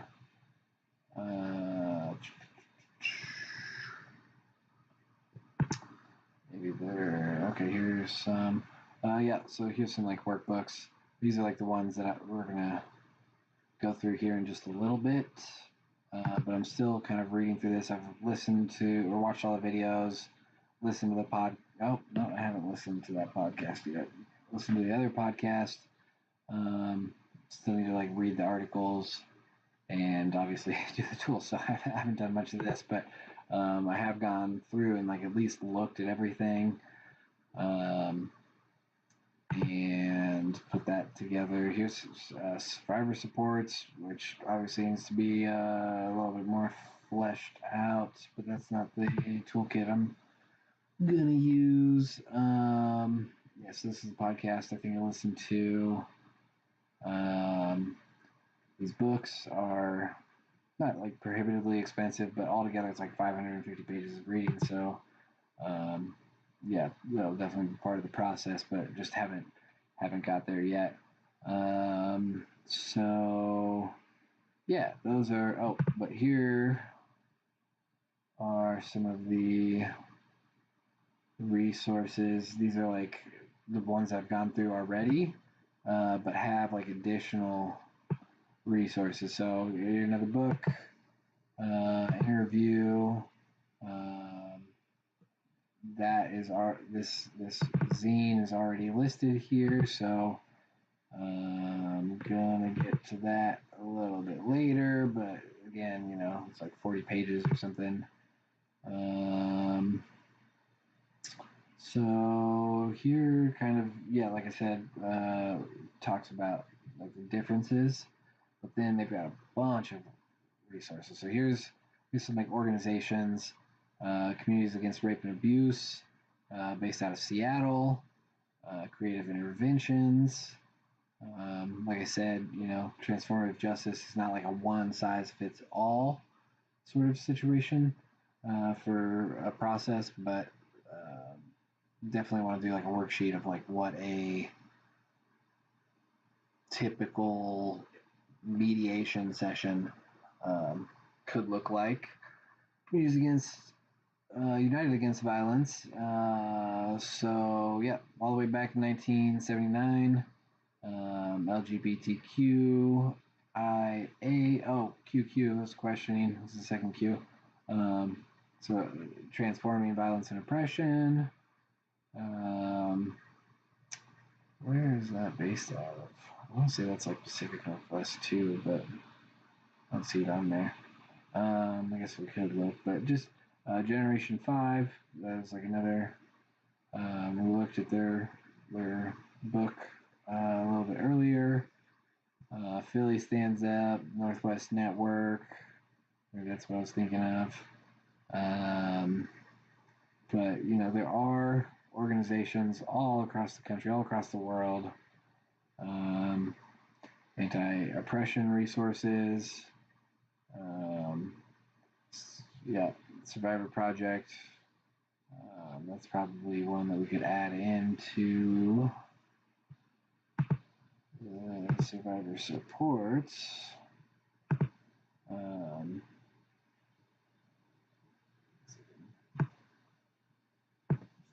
That right now while I'm thinking of it.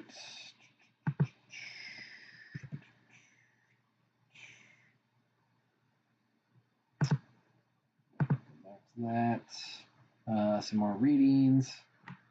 Media. So here's a couple more YouTube videos. Generation 5 Digital Stories Addressing Trauma. Generation 5. Play Documentary and Toolkit. That seems kind of cool. Cool. Yeah. That was the one that we were looking at earlier. And yeah, yeah, so there's lots and lots of resources. I mean, you saw as I was looking up, like, what is transformative justice? I've only looked at like a couple of them even. Um, but some more here, and you can just stop the video. I don't know why I'm spending so much time on these. And you know, do like a little Google search. If you're on your phone, I think you can even like circle this stuff now, and it'll pop up. Oh, just realizing you might not have been able to see all of these things. So here are just a few available resources. Looks like you should be able to see all of it. Just from the little bit of research that I've done so far, like the videos and stuff that I've watched. And I guess those are mostly articles that I've been reading and pulled up. I know this one has some too, so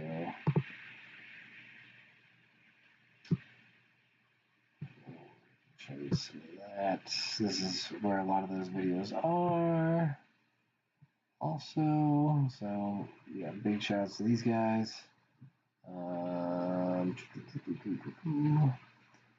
So resources for personal support,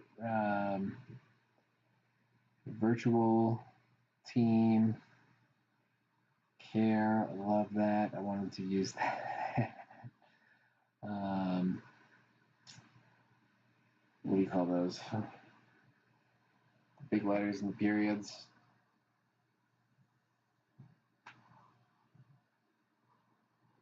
Oh shoot, I forget. Can you tell? I'm talking a lot and tired. This is, like I said, this is the first time I've ever done like a podcast just by myself, and so far it's already got 2 views, so it's doing some of my podcasts. But yep, let's do the lead initiative. Self accountability club. Gotta like that. We got an Instagram, that's sick. Therapy. I think everybody needs a therapist, so I'm just gonna plug that here too. Therapy like is incredible as far as like changing the way that you interact with the world, and there's so many parts and pieces to it. It's like definitely do therapy. Consent education, so I've definitely done some of this as well, but none of these look familiar. But you know, magazines, videos, podcasts, books, Instagram, you know, whatever your best form of learning is. There are, yeah, see, you know, the video I was talking about, and this one. But we're not going to watch them because watching a YouTube video on a YouTube video just seems a little extra. And then, yeah, you can reach out right here to these guys and ask them. But, yeah, so those are just some of the resources in here. It says for personal support.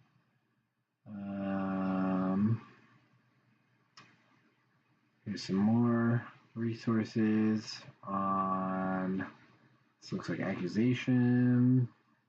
Yeah, what is a good apology? Which I think is another article title. Accountability resources. Again, lots of different options of how you learn. For me, I'm a kinesthetic learner, so that's why I'm doing this. Is one, like kind of accountability, and oh, this is the one. She's super dope. Let's see if it has any. No, it doesn't talk about her specifically, but yeah, Sonia Renee Taylor. Australia, if I'm not mistaken. But she's awesome. Like, it's such a good one of my. I guess I can't say one of my favorite TED talks, but one of my recent favorite TED talks. And yeah, it's all organized. Great. I don't know if I can share this resource, but I'm doing it anyways right now. Just like I said, you can pause, screenshot, circle on your phone, and go to the link. Find it pretty easily. So, yeah, lots of recommended reading, listening, watching. Like I said, I'm a doer, so you know, maybe you can even um, do this workbook stuff along with me that I'm going to do here in a little bit. Support networks and organization, talk about that too. Reflective practices. So the big skill in the reflective practices is meditation. It's not like specifically labeled here, so I just want to like talk about that. You know, like a lot of people are like, "Oh, I can't do meditation. I don't know what meditation is." Yada yada yada. Like everybody can do meditation. Like you probably already do meditation without realizing it. Is like the whole thing about meditation is just like you're just thinking about thinking, and like there's definitely levels to it. You know, like really high level practitioners of meditation, you know, get into this like space between the gap of thoughts. It's kind of like one of the goals of meditation is like touching that source, getting into that source, and expanding those gaps where you know you're like literally thinking about nothing. Um, but there's all sorts of different levels. You know, like you can just give yourself a prompt, like what I'm doing now. This is like a form of meditation. You know. Um, you can create like your own prompts. It's kind of, I guess, more similar to this, but there's just so many different avenues for that. And so let's get into some of these other ones. So getting clear, I think this is talking about like getting clear on not only the situation, but um, you know, the circumstances as well, the community, like how it's gotten to this point. Like I was saying, you know, there's like steps. There's like level 1 violence, level 10 violence, and you know, some of those like everyday practices that we're talking about of like keeping it down here and addressing it at this point. But you know, when transformative justice is often sought or brought in, it's already been at like a 9 or a 10. So um, you know, what kind of led up to that, what was the situation, what are our internal modes too, and that's where you know like that meditation and like knowing yourself piece comes in. Checking in, talked a little bit about that as like a skill to keep from going to that place. You know, checking in like ones, twos, threes, and like that is like an outward skill, right? Checking in with friends, family, community about those things. But there's also you check in with yourself, and that's like a great guided meditation. Is there's lots of ones on that. There's so many different types, but you know, just like a body scan is like a really good one. Of okay, you know, like I'm sitting and like I'm just observing my body and like okay, how does my head feel? How does my throat feel? How does my chest feel? How do my arms feel? How does my stomach feel? How does my groin area feel? How do my legs feel? How do my feet feel? Can I feel all the way into my toes and then kind of like reversing that and like checking in? Because one thing I think is not well taught enough is like emotions have like a physiological response too, where um, it's not just um, like up here where you feel emotions, like your chest will tighten or your arms will like be prickly, and there's like and everybody maybe not everybody experiences it different, but there's certain sensations in yourself that you'll notice, and then when you're in like a aroused or like a situation where you're like alert or something's going on, you're in like a situation where the violence is already past a 5 or whatever, you can like check in and or notice just like, oh, I'm feeling anxious. I'm feeling, you know, dominant. I'm feeling whatever. Like all these emotions have, responses in your body, and then you can even notice when you're feeling more than one emotion at a time, or you're feeling an emotion, but that's not the underlying emotion. So that's a great practice. Definitely checking in both inward and outward. Pausing, that was kind of one of the ones that I talked about too when there are like getting into mediation. It's like that's definitely a good one. I feel like to practice before getting started is like, hey, let's take a breath. Let's just feel our feelings. We don't have to necessarily react to them right away. And like that's really just good practice in general. It's just like pausing and being present and reflect. So like the summary of this stuff, like we were doing in accountability section of like, okay, here, what have we learned so far, sort of thing, and or what happened, what is the situation now, what was the situation. Like reflecting is just like a really good reflective practice overall. Learning from the domestic violence movement. I don't know if this is the right section for that. But I kind of mentioned earlier, I think that's what this like survive. Well, no, I think that was, anyways. Domestic violence is not good, and there's already been a bunch of work around that's like been a thing longer. So I think it's kind of talking about how do we pull some of that into this transformative justice. I don't know if reflective practice is necessarily the right place to do that.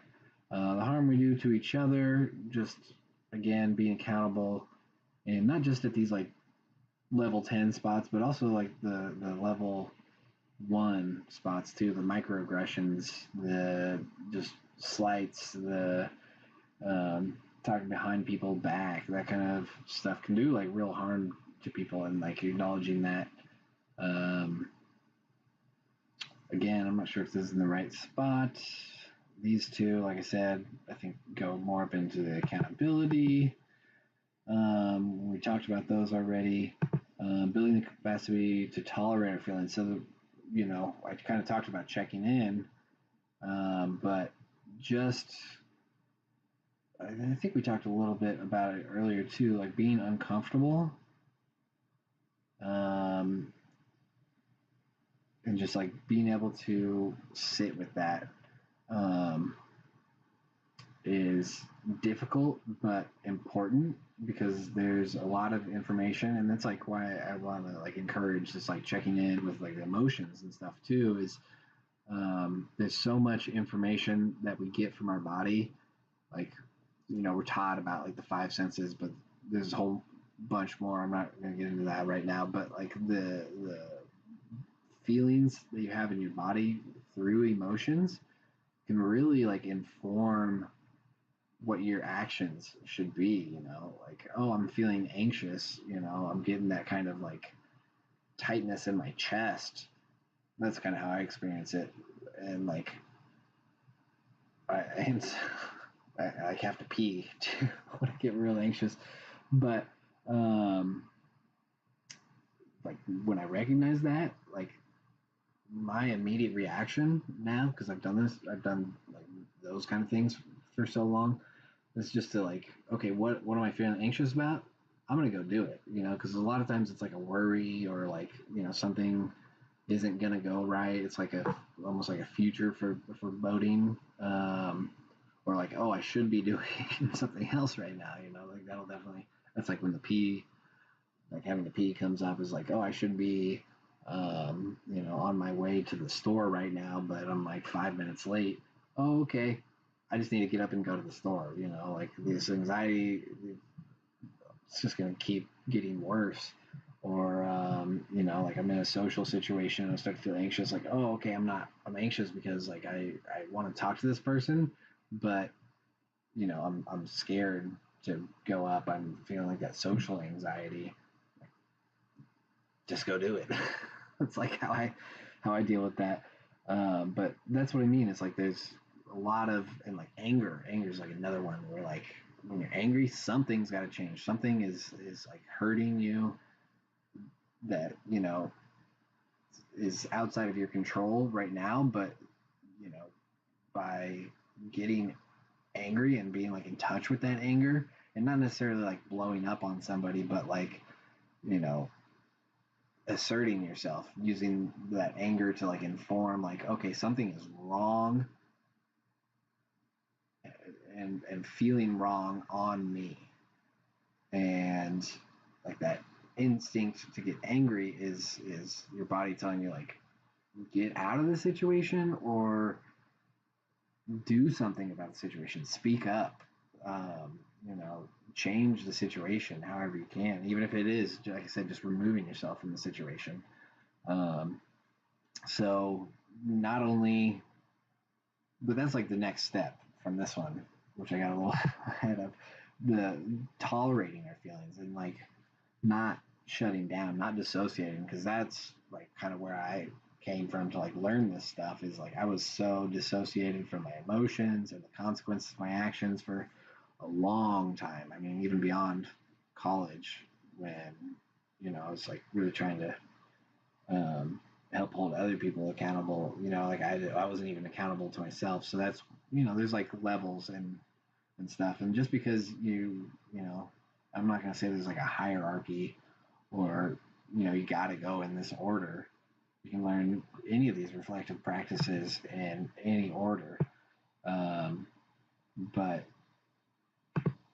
being able to tolerate your feelings is definitely a first step to being able to recognize your feelings, and then being able to do something about those feelings and like let that inform your actions. So that one, there is kind of a step-by-step progression. And then vision for the future. So talked a little bit about like care not cops, in like the ableist sort of way, with like mental health crises. Um, and that there's a video that goes more into depth of that. I think it's the last one, so you gotta put in the work before you get to that one. But talking about like how communities can regulate themselves, and there's not a need for that, like a big part of like defund the police sort of idea, which I'm a big supporter of. And instead of calling out like a somebody with a gun to like a mental health crisis, calling out like a counselor or psychiatrist or therapist, or just even somebody who's good at self-regulating and sitting with others, and kind of working through some of these practices. What do you need? So that's like a big one. Like I was saying, kind of towards the end of like what my ideal meditative, not meditative, mediative, mediation. There it is. The end of like my ideal mediation flow chart or whatever is like checking in. What do you need? What's like the next steps? What can we do here, but also what like in the world at large, not only for the healing of the survivor, of the victim, but also for the harm perpetrator. Like, what do you need to not do this anymore. Where you need to not be such a piece of shit for a joke. You're tired, ready to be on to the next thing. Future directions. I am not sure. I think the AI came up with this one entirely on itself.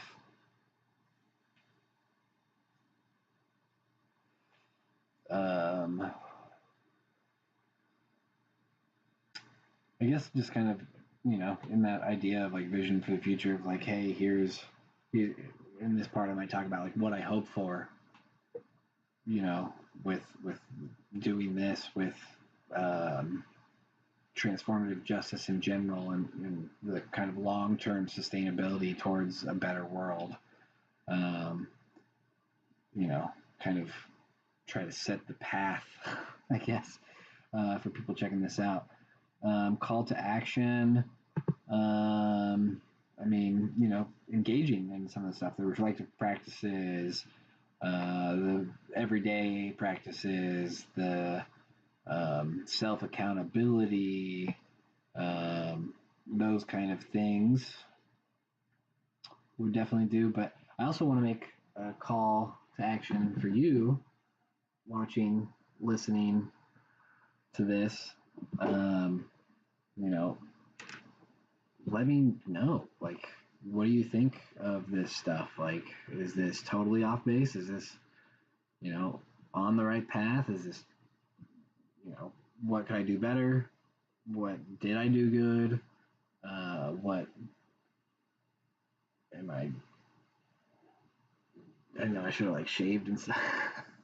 But and like I said, am in like the mid-season break of season 1 and really struggling with the post-production stuff. I've got several episodes recorded, and several that I want to put out, but like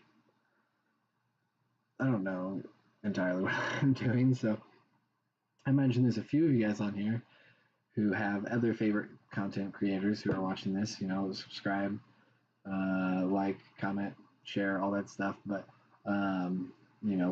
if you want to see me do better, like where are the resources? Throw that shit down in the comments. Because I want to do better too. So that's why I'm doing this. Appendix, I guess we already talked a little bit about additional resources, templates, forms. That can be some of those like worksheets, glossary of terms. Definitely going to be a big one, and pretty standard. So yeah, that's the guide outline. I'm not sure if I want to call it a guidebook or a field guide or just guide. But yeah, this is definitely something I am committed to within like a week of today. So February 20th, and hopefully by the end of the weekend, because I should have a good amount of time to work on this. And with AI, like really flesh this out. I was hoping that my Cortana was still going to be up and I could generate some pictures for these and put those up too, so you wouldn't have to just be looking at me and the list that I've got here. But yeah, I don't know where that went, so I guess I'm probably in. No, this is what used to be Internet Explorer. So yeah, let's go back to this and don't have to do the pod one. Was there one of the basics?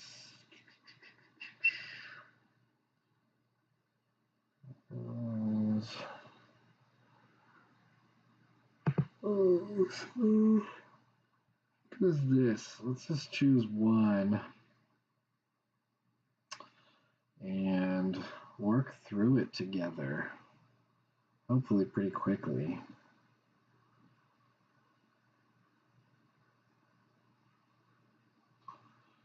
We're gonna choose this one because I've been choosing love for a while. Ooh, 56 pages.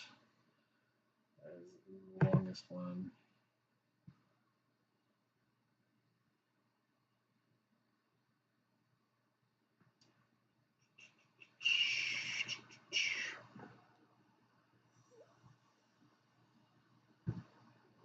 This vape has no more nicotine in it.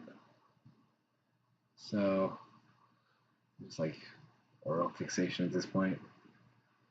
9 pages. I think there was a shorter one too.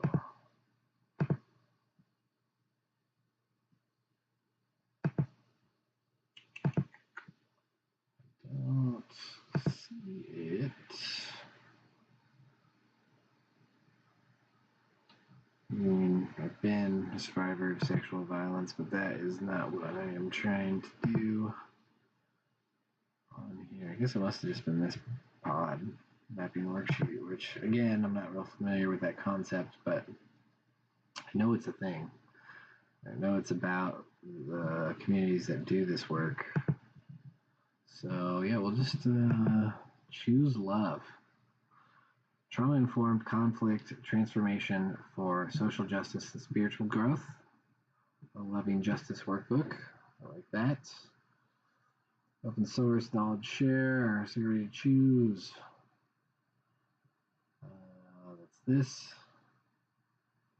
It's free. Check that out. A couple of websites for probably some deeper learning. Gotta appreciate the gratitude. Attitude of gratitude, so important, folks. All right. Hello, dear one. If you're reading this, you're probably in some way similar to me, an asker of questions and a seeker of answers. What can we do in the midst of conflict and harm? Who are we to be when our most essential values are challenged? In our own life, I've experienced conflict both as painful trauma and greatest of spiritual crises. In our darkest moments, we discover who we are. It is often said that the conflict is an invitation to transform the system. I also believe that conflict is an opportunity to transform ourselves. Yet this is no easy feat. We need support, we need skills, we need spiritual practice to find our best selves in the hardest time. The ebook is a resource. Trans girl's nose from the end of the world. Nice. So, yep, you can see this is already a big community, and yeah, just trying to grow it more. So, not a solution to all conflict and transformative justice problems. It will not teach you how to run an accountability process, nor will it replace the services of a professional therapist, mediator, lawyer, or healer. My hope is that it will provide some opportunity for growth, expansion, and connectedness to self, others, and spirit. Love that. New culture. What would it be like to live in a community where we share blame, conflict, and harm are held with courage and kindness, humility, and truth? What would it mean to start building a world where, I got goosebumps from the last one. What would it mean to start building a world where we all had the social and spiritual skills to care for ourselves and one another in the midst of disagreement and even violence?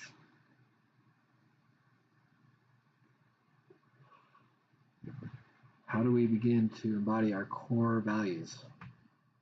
These questions lie at the heart of conflict, transformation, and social change work. For generations of queer and trans people, sex workers, racial justice, and disability justice activists have been working to create a cultural paradigm that weaves together the ancient knowledges suppressed by colonization and the technological and social realities of our contemporary world. Captain Snowden of the Institute for the Study of Somatic Sex Education terms this practice new cultural skills, the development of skills and lenses that we need to create a better world. Core tools and concepts for a new culture around building conflict transformation are abolitionism, rejecting a world where prisons and policing are the answers to conflict and harm. Decolonization, working to restore the sovereignty of colonized communities and champion suppressed ways of knowing. Good stuff. Valuing complexity, finding wisdom in paradox and multiple truths. Indispensability, believing that each and every person is inherently precious and non-disposable even when they have done something bad. Embracing failure, releasing the drive towards perfection and purity, creating a space to be human, flawed, and sacred all at once. Honoring messiness, holding space for rage, grief, not okayness, fucked up, saying no, changing minds, flailing. I wonder if I can say that. Oh, you guys can't see again. What am I doing? There we go. Add your own. I'm gonna add conflict resolution because that's kind of a big piece of this. And like I know it's already been named, but um, you know I guess I would define it as skills and practices towards diffusing violence in the moment, sort of thing. The new justice. You guys don't want to hear me read all of this, but here's another good compare contrast of transformative and restorative justice. I wish I would have seen this a little earlier, but that's okay. So the justice I want to see looks like sustainable and long-term strategies towards a better world, not just for people who have survived violence, but also people who perpetrate violence, and building the skills and practices every day towards that end and honoring that. So yeah, partial reading list here. Remembering the body. So yep, talked a little bit about this earlier. Some practices. So, let's see. Yeah, these are good. Stillness, that's like the pause, breath. I talked a little bit about that. Calming, slow and gentle breathing, extended exhales, gentle breath holds. Those are great. Activating is kind of opposite of some of those. Rapid breathing, strong breath holds. Don't do this without proper training. If you don't know how to breathe, let me know. We can do some breath work. There's so many different types too. There's like box breathing, doing the extended inhales is also activating, and like short, quick breaths out. There's like another activating one too. Sensing, so not just in the body, but also in your environment. So noticing the music, environmental sounds, smell and taste, engaging those, visualizations, like its own sort of thing, but also really important. Sound, making sounds. So some of these are really good, especially laughing. But there's also like mantras and prayer. Doing some of that stuff as well. Ritual, symbolic actions of spiritual significance. This is something I'm really trying to integrate because with my ADHD, I rebel against structure and having like a fucking schedule. So like for me, it's much easier to think of things as like ritual. Um, like my morning ritual instead of like my morning. What do we even call that? There's like all sorts of different. Oh, these are 6 morning practices to, be a superhero and stuff like that. But for me, if I think of it as like ritual, like even just like brushing my teeth and eating, preparing breakfast, stuff like that, it, like builds in me this kind of idea of like, yeah, the spiritual significance of it. Of like, hey, this is, for me to just be a better person, is a lot easier to digest than Gotta have the structure. Movement, super important. Somatic expression, like this, another good book. The body keeps the score. Um, important, and like how to also talks about how to even the score. I don't know if that's like really what I'm trying to say, but um, it's like a way of processing that, and like pretty close to breath work too, and like the way that I've seen it of just like expressing like maybe shaking or wailing or flailing or whatever, to process some of like the pain and hurt and stuff that we've been subjected to. Um, Stillness, meditation, super important. I don't really know much about yoga nidra. I consider myself like an intermediate yogi, but not so good with some of like the words. Forest bathing. I don't know what that is, but that sounds awesome. Touch, self massage. So kind of similar to the somatic, of like just like doing the actions. Sensuality and sexuality. Oh yeah, sexual healing. 2 thumbs up. Um, Holding a grounding object, even just like ice, and like feeling that sensation can be really powerful. Understanding conflict. Nice. Okay, this is pretty cool little Venn diagram. Like all the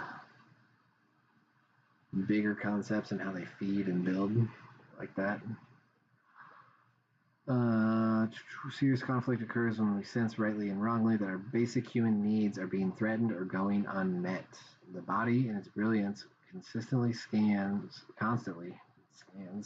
the environment for danger, often without us even knowing it, a function called neuroception. True. And it's kind of a little bit of what I was talking about, like the emotions and how we sense them in our body and our physicality, can like inform, what we need to do to meet our needs, to make sure we're safe. Basic physical needs. There's also social and emotional needs, often overlooked. Humans require belonging, freedom, and safety in equal measure, but all too often survival in the dominant colonial culture requires that we sacrifice one need in order to meet another. That's pretty heavy. It's really heavy. Yeah, keep that in mind. We are encouraged to give up freedom for safety or safety for belonging. In order to encourage transformative change in response to conflict, we need to create conditions in which we can at least imagine all of our basic needs being met. I know I kind of paraphrased that a little bit, but yeah, that's beautiful. Like why of transformative justice, right? Is creating the conditions where we can imagine the needs being met is like the first step to that, but then like going beyond that and actually creating the conditions, for all of our basic needs, including the emotional and social, being met, and building on that, so we can not only for ourselves but for the community at large. I love that. A world without prisons or punishment. Imagine, in the middle of the night, a powerful enchantment has been cast. Punishment and prisons no longer exist anywhere in the world. Instead, new systems for addressing conflict and harm have sprung up to replace them. When you wake up, what do you notice that tells you this change has happened in your close relationships, neighborhood, government, workplace? Oh man, that's a pretty good one.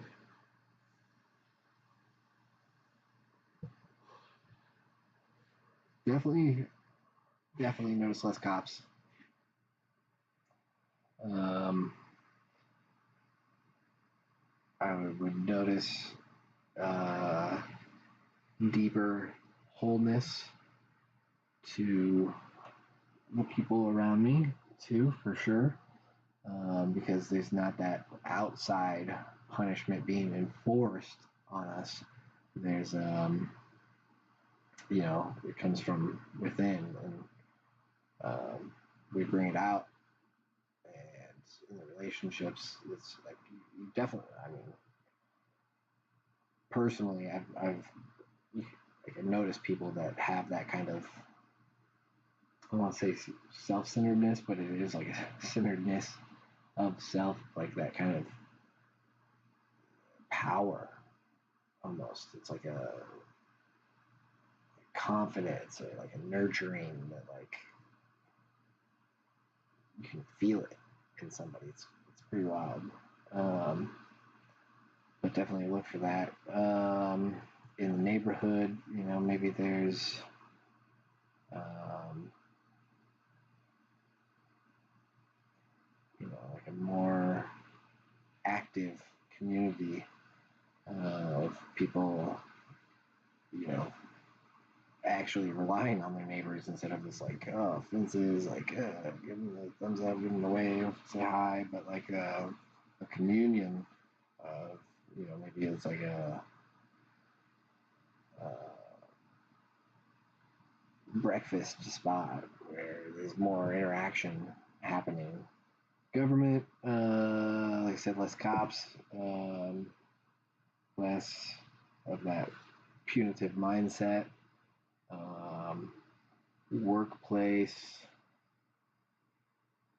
I mean, it's just going to definitely feel better being at work.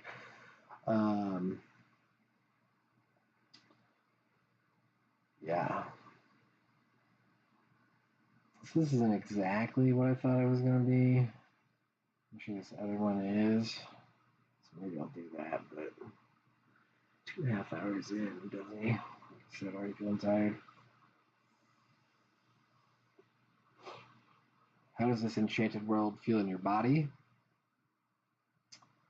I mean, it's definitely gonna feel good. It's gonna feel light, some levity, some joy, um, kind of like warmness in my body. I can imagine. And my mind also feels lighter. Um, uh, a lot of times I know I'm not alone in this, but I can get like bogged down by the violence in the world and the problems and like stuff that I can't do much about. And this is like something I just recently worked on, kind of in this transformative justice period of like I was asking about Israel and Palestine and what was going on, and getting like a little more centered in that, because a lot of times it feels like overbearing, like it's too much to even consider. It's like a very historical part of the world for a lot of people in a lot of ways, and it's also beautiful uh, normally. There's not conflict going on, but um, that's like a little weight heavy on my mind. So, like I said, I kind of imagine like a lightness to that. My spirit is like again like joyful and like probably even a lot more playful too. Like feeling like I can interact with the world, you know, physically here, but also kind of at a higher level too. Of you know touching into like source and collective conscious a little easier. More. Imagine it. Oh, this is the same page twice. um, Mapping the terrain. Close your eyes and think of a time when you were in conflict and really succeeded at being the kind of person that you want to be. What did you do? What did you learn from this experience? How did you feel in your body? you can also imagine a situation where you saw someone else, like a role model, someone else model the way you want to be in conflict. Okay.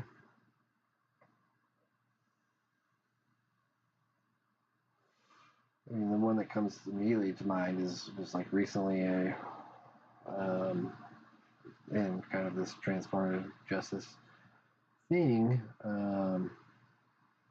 wanted to and created space to talk to an acquaintance that would say friend, but they weren't open to the accountability piece and stuff, where I was like, hey, I'm gonna own this stuff, but also I'm like expecting you to own your stuff, and they said it felt like, oh, I was like being defensive and just like blaming them. And I'm like, I'm not trying to do that. I'm trying to like own my piece in this, but like also let you know you've got a piece in this to own. And I've already talked to you about a lot of this stuff, that I'm uncomfortable with, talking behind my back, starting drama, asking me to betray our other friend, their trust. And so like bringing that back up, but also, like, yeah, I was a part of that. Like I agreed to that in the moment of like, okay, yeah, like I won't tell our friend about what happened. But ultimately I went back on that because I'm not, like, I hate being betrayed. So like, why am I gonna, participate in your betrayal of our other friend? Because that's just sketchy, sus. This is sus AF.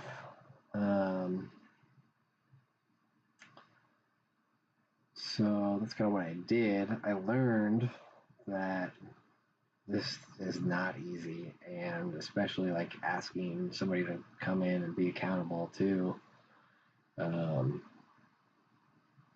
on their side of the street is like insanely difficult, and like trying to create that safe space for somebody to do that is really important, like super duper important. And I would say I probably failed in that.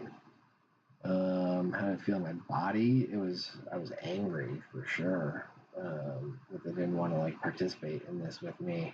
And granted, I wasn't like super explicit about what I was doing. I was just like, okay, try out some of these everyday practices that I heard about, and holding myself accountable, and also being comfortable with conflict, to do that as well. So yeah, not a great experience, but important, and I tried, and didn't work out great. And yeah, I felt a little betrayed too, in that, somebody who I was counting on as like a good friend, and has like held space for me in the past and stuff. But like I said, there was a lot of drama going on through because of their actions, doing stuff that I literally asked them not to do before. So, yep. Now close your eyes and think of a time when you were in conflict and responded to it in a way that you now regret. Oh, shit.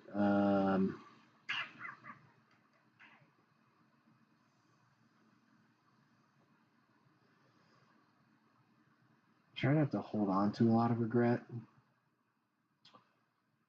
I try to like learn what I can from a situation and move on. And like sometimes I'll go back and revisit it, but I really try to move on from that kind of stuff. So,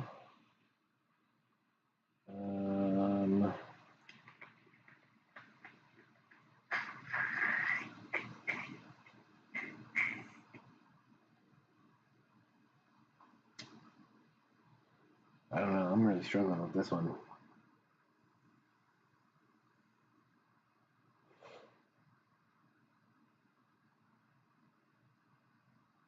I guess I'll just kind of go back to some of the stuff I posted about.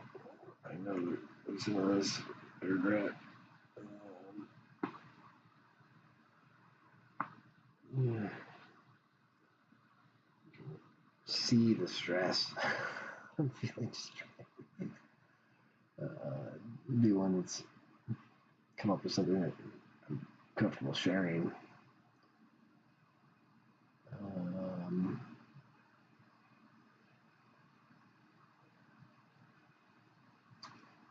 So, I don't know, this isn't terrible, but I still feel kind of bad about it. It's like in high school, I was hanging out with a couple of girls and we were like partying and stuff, drinking, smoking, and one of them would sleep and was getting pretty close to the other one, cuddling and kissing on them and stuff. And then they were like, okay, well, I'm gonna like go to bed now. They didn't say that, but they're like laying down, and I'm like, okay, time to kind of progress this. They're feeling it, and started playing with them, and they like basically I think were like pretending to be asleep, and I would like could tell that they were like not into it. So I asked them like, hey, like, you there? You like awake? What's going on? And they didn't like respond. So I just realized like, I should get up and stop this and leave the situation. They're like either asleep or really uncomfortable. And the next day they felt comfortable enough to tell me like, oh yeah, I wasn't comfortable with that at the time or whatever. So like, now I really like honor that and feel pretty good about the fact that I was like safe enough that they could confront me directly, sort of thing. But I definitely didn't feel good about it at the time. What did I learn? I learned, I'm not good with the social cues all the time. That was like one of the first times I really dealt with that in that sort of way. Like I think I knew I was like, pretty ADHD or neurospicy and not like good at that, but like in a way that could like harm somebody else. How did it feel in your body? It felt gross. It felt like I wanted to be out of my body. And like I said, said much earlier, I was pretty dissociated from a lot of my life up until like I was 25. But that was definitely like one of the situations where I wanted to like dissociate. Like I said, I was like, I need to get out of here, sort of thing.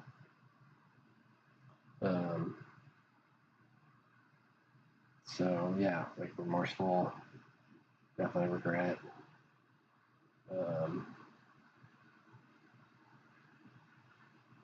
Yeah, I just kind of wanted to be out of my body, out of this situation. But this was so long ago, like half my life ago, almost. And yeah, it's kind of hard for me to be like back in that moment and how I feel in my body. So yeah, tough. Embodiment, exploration. Compare the two conflict experiences you described on the previous page. How are they different? Each level of embodiment indicated below. What do you notice? Oh man, it was like tough. It was pretty tough, especially conflict 2. But conflict 1, sensations. This was like over a phone call, so definitely like hearing their words and their like resistance. So I was pretty frustrated about that. Thoughts. I guess it was over like text too, so like definitely like racing thoughts, kind of disappointment. I guess it's like emotion, but bigger thought of like why can you hold space for me sometimes, but not right now?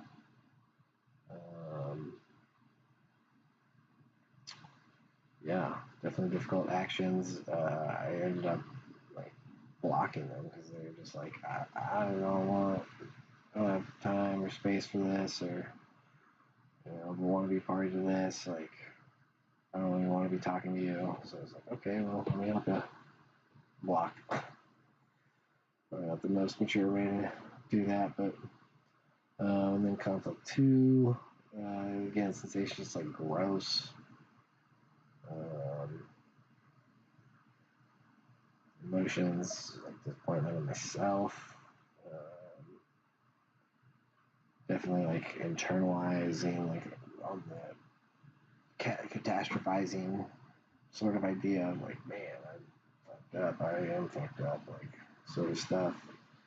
Kind of the thoughts to actions. Like I said, I kind of just fled the situation.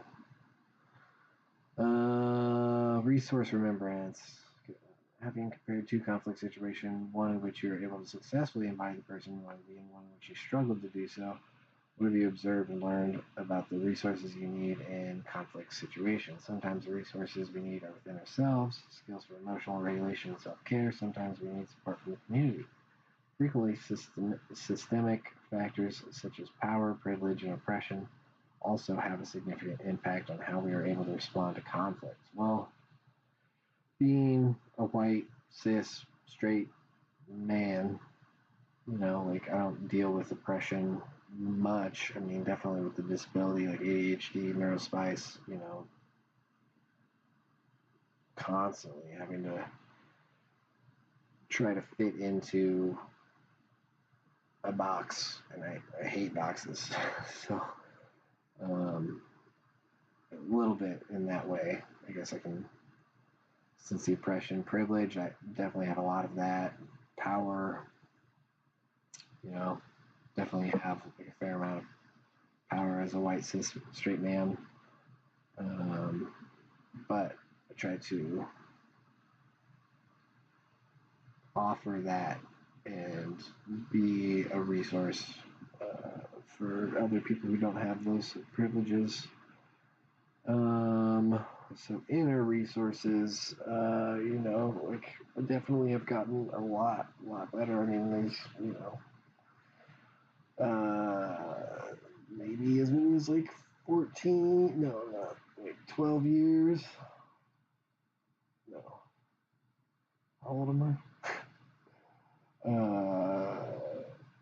Let's say like 15 years in between those situations. So like I've gotten a lot better at like, listening, responding, being open,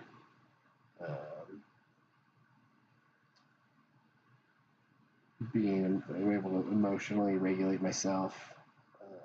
I think that has, definitely gone a long way.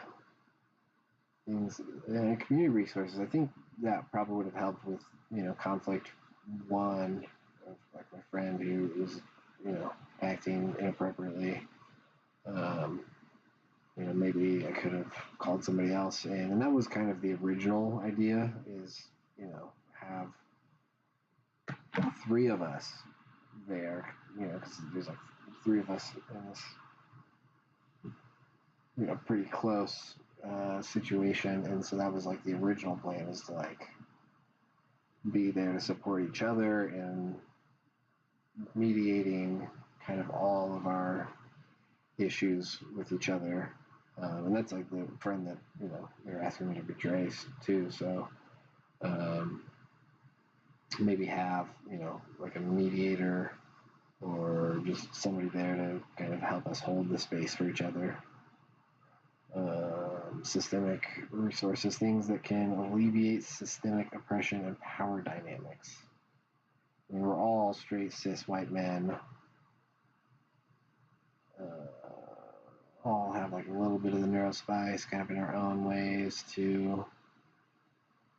I'm definitely the worst like ADHD of the bunch, but you know, Fred that I had that anxiety or had that conflict with, he's got a lot of anxiety, and the other one a little bit of ADHD, a lot of OCD. So we kind of all have that narrow spice. So there's resources for all of those, but systemically, I mean, maybe even having like, yeah, a mediator, arbitrator sort of person there could have been helpful. And I guess in conflict too, I didn't really do community resources and systemic resources. So community resources for that. I mean, even the third person, that other girl that was there, kind of, you know, helped bring my awareness to what was going on. Maybe that's like was her way too of doing that. Again, we were in high school, so I don't know if they had the space for that either. And systemic resources for that situation. I mean, if we weren't, high school kids drinking and smoking weed, and having to do that, removed from the system, didn't have to sneak out to go do that or whatever. I probably could have had that experience, in light and public, and prevented that situation from getting to that point.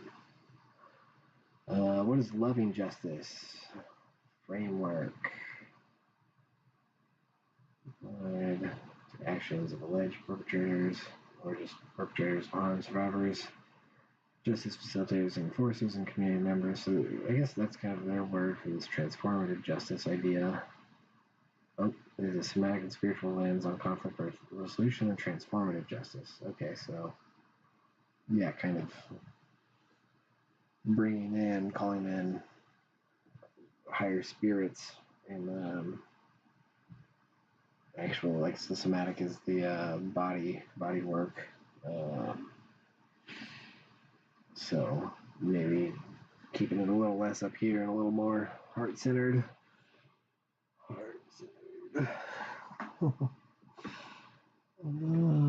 think he was doing. Let's see what I'm looking at.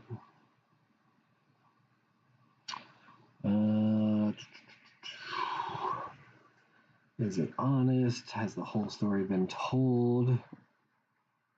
Have conflicts of interest and power dynamics been declared and adequately neutralized? Yeah, that's a tough one. Have commitments to and responsibilities to self and others been carried out appropriately? Add a question mark. Is the action clearly justified by the circumstances and evidence provided? Is there adequate transparency? I forgot to. Anyways. For decisions that significantly impact, is there adequate transparency for decisions that significantly impact people's lives? So this is just kind of talking about injustice.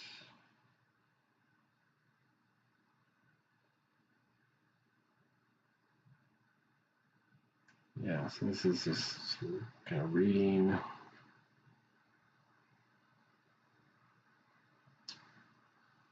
Acknowledging differences in culture and value. That's cool.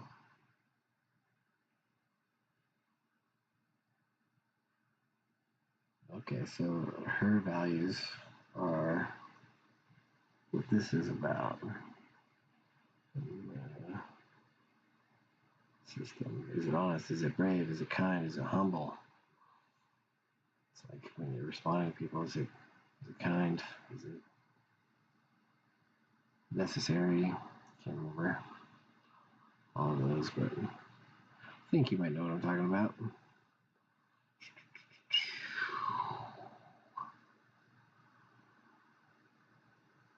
Distilling values. Oh, okay, nice. Yeah. Conflict values. Okay, so use the exercise we have completed so far to distill a core set of values you want to embody when navigating conflict. To the right, there are some examples of such values. Please feel free to follow the unique path of this exercise. The more authentic these values are to you, the more powerfully you'll be able to embody them. Are you lovingly challenged to contain your core conflict values to a small number? Okay. You are lovingly challenged. Well, honesty, I definitely agree with that. I think that's super important in avoiding conflict too. Is like, if you're real honest, you're not trying to betray somebody's trust. You know, can minimize some conflict. Love, I like that. I think that's a big one. I mean, that's like the summation of these. But yeah, honesty, loving, kindness for sure is another big value and something I'm working on. Which is like a little aside, being kind and not nice. Because like nice comes from Latin nocere, I think, which is like not knowing. And so, they kind of say like ignorance is bliss. It's kind of that same idea of like ignorance, is what leads to kindness. And, it's not a deep, true, loving act. It's like almost like manipulative or like ignorant, like I was saying. Whereas like kindness is important to like kindness for myself as well as others too. So like, being nice, you can be like taken advantage of real easy, but being like kind, you have like better boundaries and like assertion. So honesty, love, kind.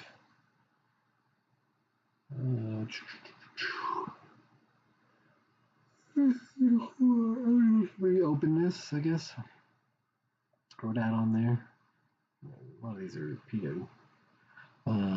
Openness of like being able to receive to others, being honest, kind, loving, for themselves and for yourself. So yeah, that's pretty good. Between 3 and 6. Integrity, I guess, is probably big too. Kind of as you get into resolution, like making a commitment to the change and like actually doing it.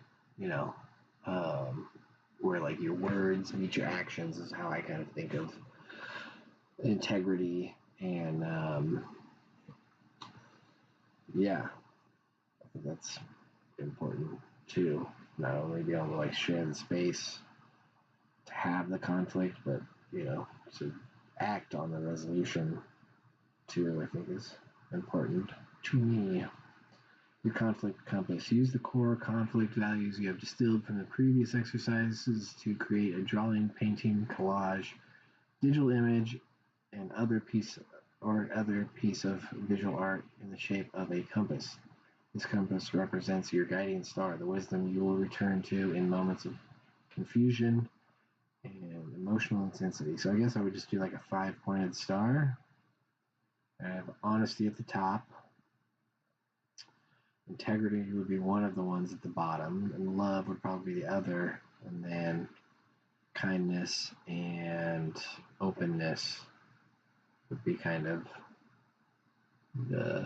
I'd probably put openness on the left and kindness on the right.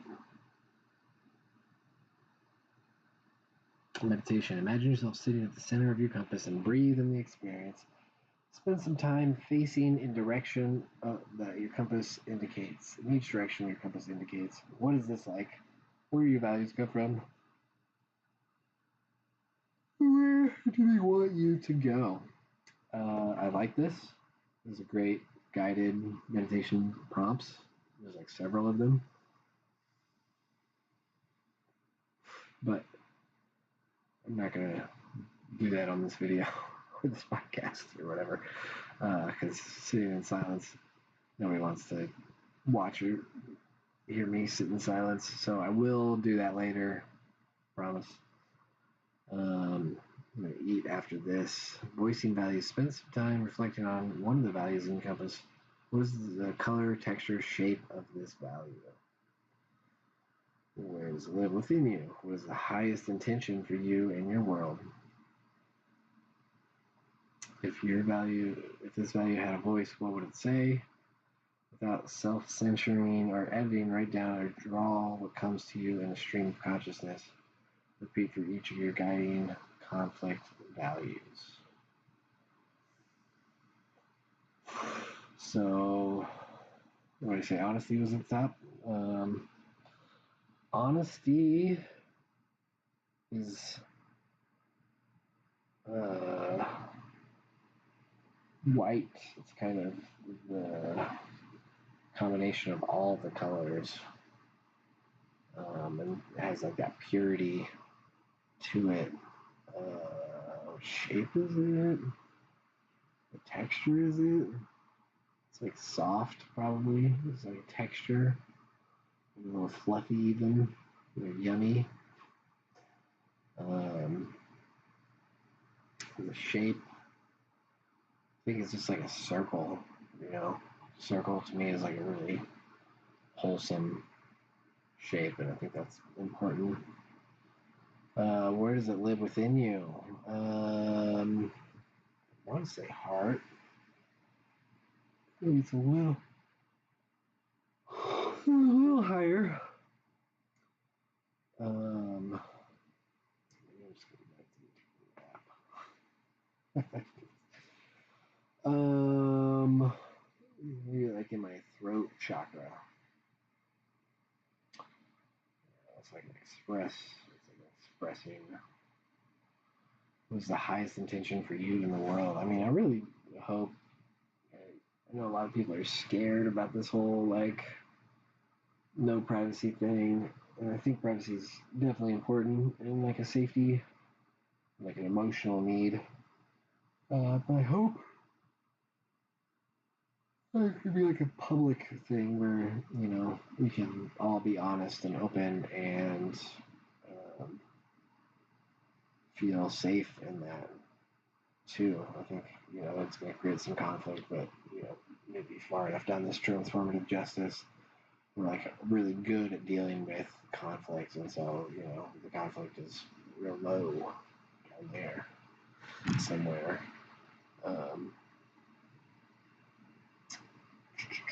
If this value had a voice, what would it say?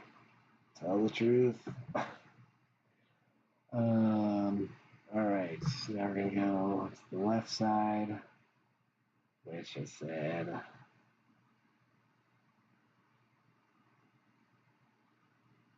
Oh, it was openness. Jeez, this is tough. You know what? I'm gonna kind of speed run through some of this stuff and come back to it, and I'll include maybe a link to this PDF workbook download. Looks like a PDF. It's a PDF. I can like write on it and draw on it. Trauma-informed conflict sequence. Okay, so we got this timeline here. There's a visible above line. invisible below the line starts the invisible intent of party A, goes up to the visible action of party A, and comes down to the effect on party B, which then leads to the intent of party B, action of party B, and the effect on party A. And the effects can have this trauma narrative, which trauma responses fight, flight, freeze, or fawn. Fawn, I feel like is kind of important to talk about. Everybody knows fight or flight, and then freeze is like another big one. But fawn is kind of like a submission to the trauma and almost like engaging with it and like I said, submitting, like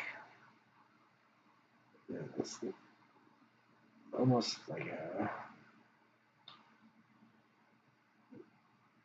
participation in it, but it can come from like a place of dissociation, and like that's definitely been my issue. Just being in it but not being in it, sort of thing. I'm not totally sure what the point of this is. It kind of shows how it can grow, and you can imagine this little line, triangles would continue, like a spiral, and like that's how DV really gets out of hand, and like that cycle of abuse really gets out of hand. Here we go. This diagram is a map of the sequence in which interpersonal conflict often plays out. The first person has an intention, which is unknown or invisible, then acts on their intent, has an effect, which is also unknown, and then may have a traumatic response, the physical experience of being life in danger, having a primal survival instinct flare up. These powerful physical sensations are often painful and terrifying, and from them, a story about party A grievance narrative arises, which then would, play into their intent and actions, and then actions. All the above is likely to be impacted by social and historical power dynamics, systemic power, privilege, and oppression. For example, party A might make a racially charged joke with good or neutral intention, but the joke is an invisible impact on party B, whose experience of individual and collective trauma are triggered by a lifetime of experiencing racism. Systemic power, privilege, and oppression are therefore deeply connected to conflict and trauma. So again, just kind of a thing to read on, know. Trauma conflict scenario, Elaine Gavin. Elaine is a young, radicalized trans woman born in Canada, working in a nonprofit organization. She has had many negative experiences in the past with employment discrimination. She has frequently been hired, she suspects, as a diversity hire and then not been treated well by her coworkers and managers. Elaine's current workplace has pledged to be trans-inclusive and anti-racist. However, Elaine has noticed that most of the managers are white. Gavin sits next to Elaine. He is an older man of color. Ever since Elaine arrived, he has greeted Elaine by saying, "Hello, sir."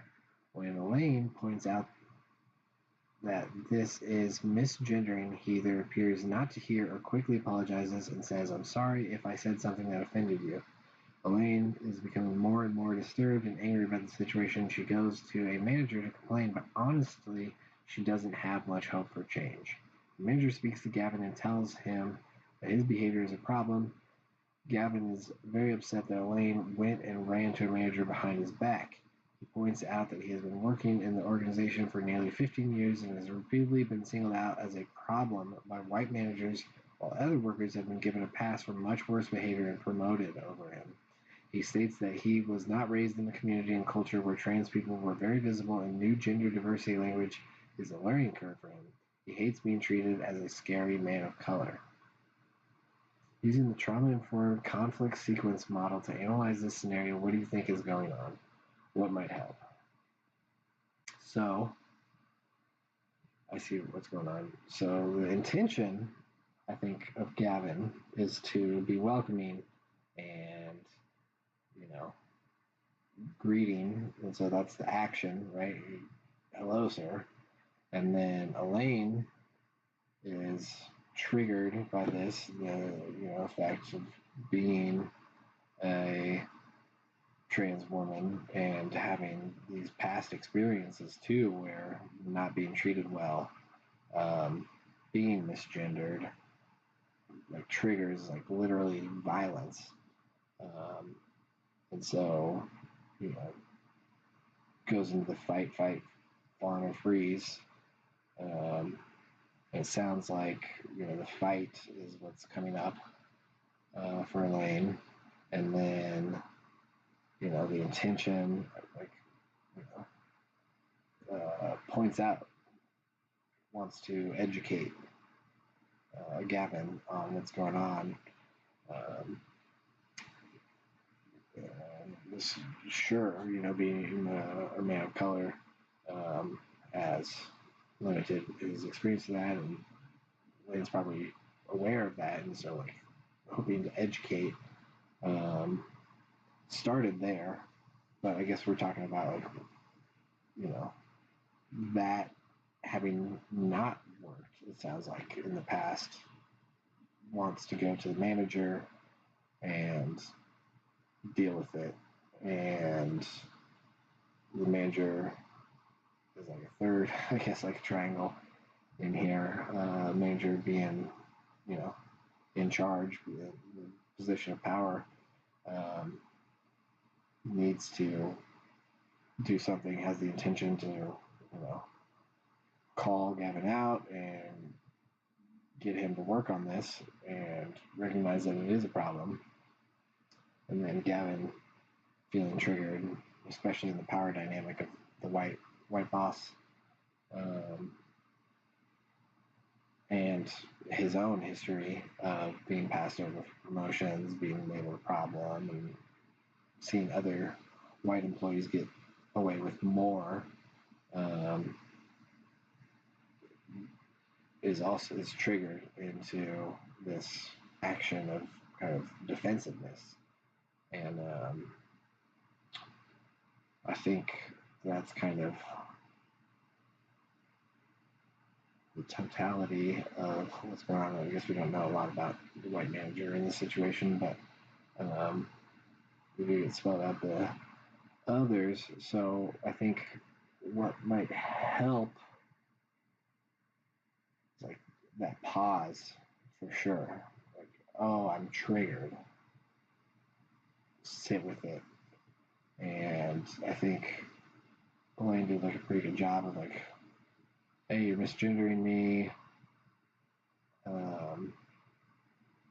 But again, if Gavin could pause in that moment instead of hopping to the, oh, I'm sorry, or ignoring it completely, kind of sitting and realizing like, oh, this is painful for this person in the same way that it's painful for me when my boss calls me a problem or singles me out or perpetrates some sort of violence against me in like that 1 or 2 range,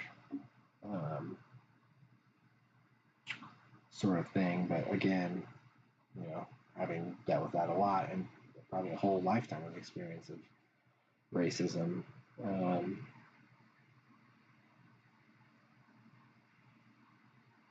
like that empathy, I think empathy is definitely going to help.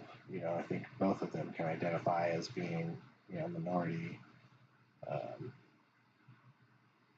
people that have been labeled, against their own identity that they identify with, that they are trying to do their best to present in like a good way. So yeah, I think like pausing, some like reflective listening too, like that's going to help with the empathy, and I think empathy is like a big piece of it. And a little bit of like grace too.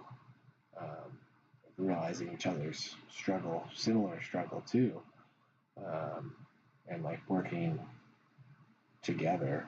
I think that's like a big piece of it is like coming together, um, and being able to kick ass at work and get that boss job. Window of transformation, destructive, conflict, fight or flight. Window of transformation, performative change, fragility, collapse, dissociate. So I don't see where freeze is on here. But yeah, it's similar to the fawn, like, but there's like fawn, you can still kind of interact and be there, but you're not really there. It's like the dissociation piece of it. So I guess I'll just like read this. I must destroy the other or be destroyed. It seems pointless to engage in good faith. The other becomes my enemy. I feel dehumanized and dehumanize others in turn. That's the cycle and generational trauma I was talking about. I feel being punished and resist by going on the attack. My sense of self and survival are under threat. I start to feel my boundaries are not being respected. Window of transformation, window of tolerance. My boundaries are respected and my questions are welcome. I am self-accountable, growth and challenges and joyfully. I seek self-accountability, growth and challenges joyfully. I'm encouraged to be curious and seek new ways of interbeing. I have access to basic needs, personal healing and support. I feel safe enough to hear and integrate feedback. Performative change, the fawn submit, kind of like Gavin was doing. Oh, sorry. Jumping straight to that. I start to feel overwhelmed by insecurity and shame. I try to appease by making commitments I can't keep. I lose or am denied access to my sense of dignity and belonging. My relationship with accountability looks a lot like codependency. I'll do anything to be good again. And then agility, I collapse into my sense of victimhood. I feel I am being bullied. This may or may not be true. I become immobilized and disconnected from the change process. So that's probably where the freeze is, down there at the bottom. So the window of transformation is Kai Cheng Tom's adaptation of the window of tolerance model of the nervous system, created by these guys. Window of tolerance suggests the nervous system responds to threatening situations and trauma responses by activating certain survival states, hyperarousal or hypoarousal, hyper being the top, hypo being the bottom. These states can further divide into subcategories: fight, flight, and freeze. Psychotherapist Pete Walker suggests that fawn, a state in which the body-mind automatically attempts to please others in order to reduce threat, is also a primal nervous system survival state. Somatic therapies assert that trauma can prevent individuals from accessing the physiological window of tolerance in a state in which all emotions can be felt safely while staying in curious relationship with others.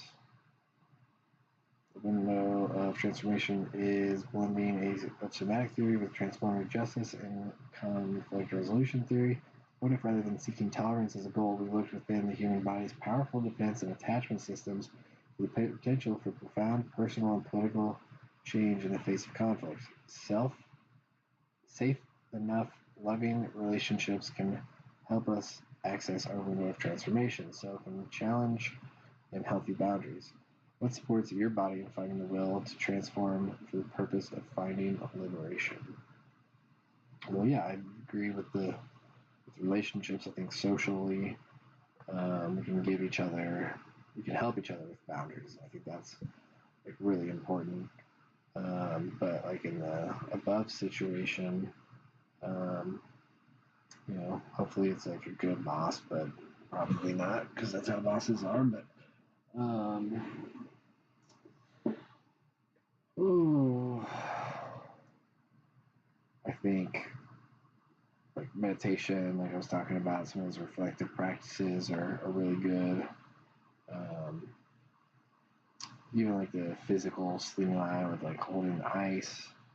This is the vagus nerve, which runs, I think, down the left side, or maybe it's both sides, but like your face, like whenever you see people, like that's like them trying to self-regulate. It's like a personal massage thing of trying to activate the vagus nervous system. Anytime somebody's like touching their face, almost, it's like what's going on.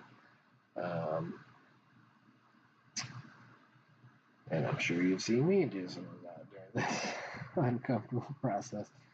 Um, so yeah, I mean, some of those like physical things, some of those mind and spiritual practices, tolerating emotion, like we talked about earlier, and then like using that to like inform the actions, I think is good. Um, and just like reading through some of these, like a lot of these are kind of stated like um, affirmations or like mantras, and like I don't like the affirmation, like look at yourself in the mirror and tell yourself, these things, and especially if you're not feeling them. But I think, like using these to kind of identify what you're feeling is like, oh man, I am becoming mobilized and disconnected from the change process. That's like powerful, like recognition. And like, I think by recognizing that, we can kind of step up into like, okay, I collapse into my sense of victimhood. I feel I'm being bullied. And, kind of trying to work towards this window of transformation no matter what side you're on. Um, you know, kind of go through this until you find one that feels not true. Maybe I can try to appease by making commitment. I try to appease by making commitments I can't keep. Maybe that doesn't feel true. Okay, like what is like a true statement that's like similar to that? What is going on for you? Checking in like that, and doing some of those other things too to try to bring yourself closer to that green space in there. Oh, look at this. Reflect on your own conflict style patterns. Do you tend to go into fight mode, flight mode, freeze mode, or is it fairly easy for you to find your window of transformation? Does it depend on the situation, or does it does for most people? Yep. Classic conflict resolution theory tends to valorize collaboration and compromise while demonize the instinctive human strategies. Yet these instinctive strategies can be life-saving in situations of threat, violence, and abuse. Finding the window of transformation is a process that must involve conscious choice, consent, mindful, heartful intention. Conflict is an invitation to transform ourselves and others. Do we want this? Do we want this? And how can we support others to transform while honoring their boundaries, consent, and inherent worthiness? My habitual conflict strategies and how they have helped me in the past. Man, that's a little too personal for this video. But honestly, I've had all of them. These like, yeah, are instinctual. This is like we don't have to learn this stuff. Um, you know, fight or flight. Everybody knows that. That's like the go-to. A lot of people don't know about the freeze and the fawn though. But it is, yeah, a very real. And maybe it's like a learned thing too. I think I've heard that about like fawn and freeze of like, you couldn't fight. Like you're a child experiencing trauma and you couldn't fight. so you freeze, or you like fawn, you like see other people like playing into um, bad behavior, submitting to the bad behavior, and it doesn't last as long, or whatever, like they get into, maybe they're being teased and they like get into the teasing of other people, or like playing into the teasing, and like they're able to like bridge a gap to that bully or whatever, and they're like, oh, I'm gonna try that. So I think I've heard that like freeze and fawn are like skills that you can learn, especially like the fawn. But it's kind of like monkey see, monkey do. So like I said, I've been through all of them. Fawn was like my big one. Like I said, like dissociate. I've been dissociated from my life a lot. Um, and then conflict strategies I want to practice more often. I mean, just being like proactive. Like I said with my friend, instead of like letting that resentment build up, I was like, hey, we need to address this, and it didn't go the way I wanted, but now I've got a pretty strong boundary there. I've got like the block of like, I'm not. I need some space. I don't plan on having a block forever, but right now I definitely need some space while I'm working on these things. Maybe the person to work on it with, but I think I even asked them about this because like I definitely have like talked to them about this whole situation and how I got here. Anyways, the secret layers of loving justice. So, architecture of selfhood. This is just a good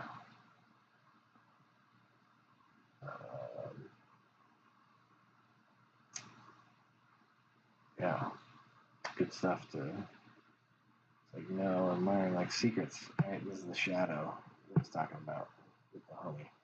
I don't want to be part of the secrets of like betraying people.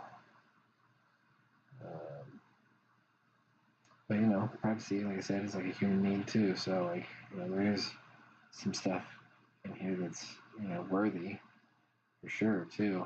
Recognizing your exiled parts, your wounds, working on those. Like I said, secrets are not necessarily a bad thing. It's like layers of vulnerability you want to like share with people. You don't want to give away all your secrets. When you first meet someone, that's trauma bonding. That's we don't like that.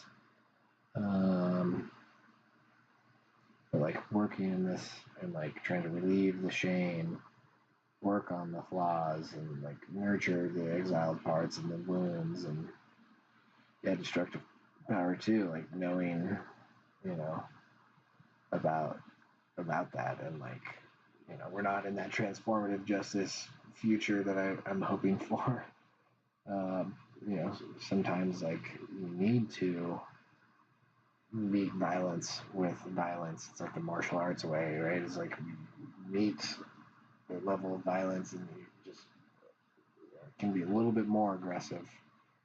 And that's how you protect yourself in not just the world today, but for a long, long time. So let's see what it says about this. It's easy to lose sight of the many layers of humanity when caught up in life or death surge of physical sensation and emotions that conflict can evoke. We can forget the sacred spark of human sacredness that lives within us all. We can forget the inner self and inner child that is longing for safety and love. We can become hyper-focused only on the shadow sides of humanity and unwanted parts of ourselves and the ugly parts of those that we are in conflict with. So yeah, like I said, that shadow is there's a lot of work to be done in here, and this mask, that's maybe what I'm talking about with the layers of vulnerability. Like there's certain amounts of these things that keep us safe and not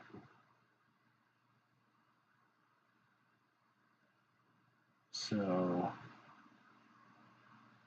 vulnerability is, I don't know where I was going with that. I think I'm tired. Like halfway through this thing. So, yep, sacred meditation of loving justice are based on Jungian concepts of the self. They are a reminder to slow down and look deeper, deeper within, and deeper into the people we are in relationship with, in a relationship of conflict. When we believe in our own best selves and invite them to the table, the best selves of those who we are in conflict with are more likely to show up. Yeah, that's good. So like, yeah, these are kind of like the layers of vulnerability, but you don't have to necessarily like let somebody in on your secrets to share your hopes with them too. But I think it's trying to be centered and show up as our best selves. It's kind of the point of what they're saying here. Meditation. Practice compassionately and lovingly looking into and through your own sacred layers of self. What does this feel like? What sensations, feelings, thoughts arise? Damn, that's a heavy one to ask for sure. I do that pretty regularly.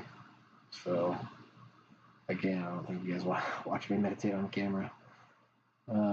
Sparking the sacred flame. Think of someone you have had conflict with. Breathe gently and imagine seeing deeply into the sacred layers of their self. The spark of human sacredness illuminates them from within. Describe what you're seeing when you look at their mask, shadow, inner self-child.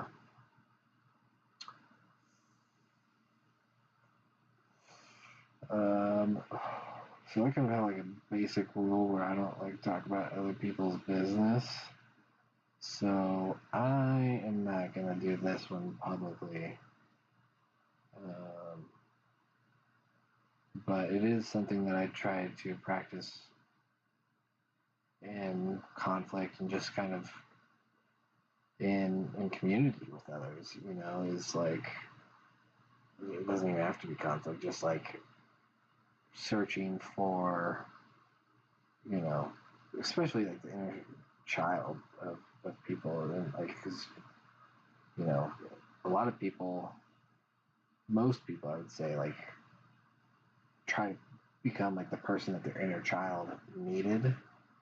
Not everybody, like we talked about, some of the people earlier who, oh, it's done to me, I'm going to do it to other people. But I think most people want to like heal that.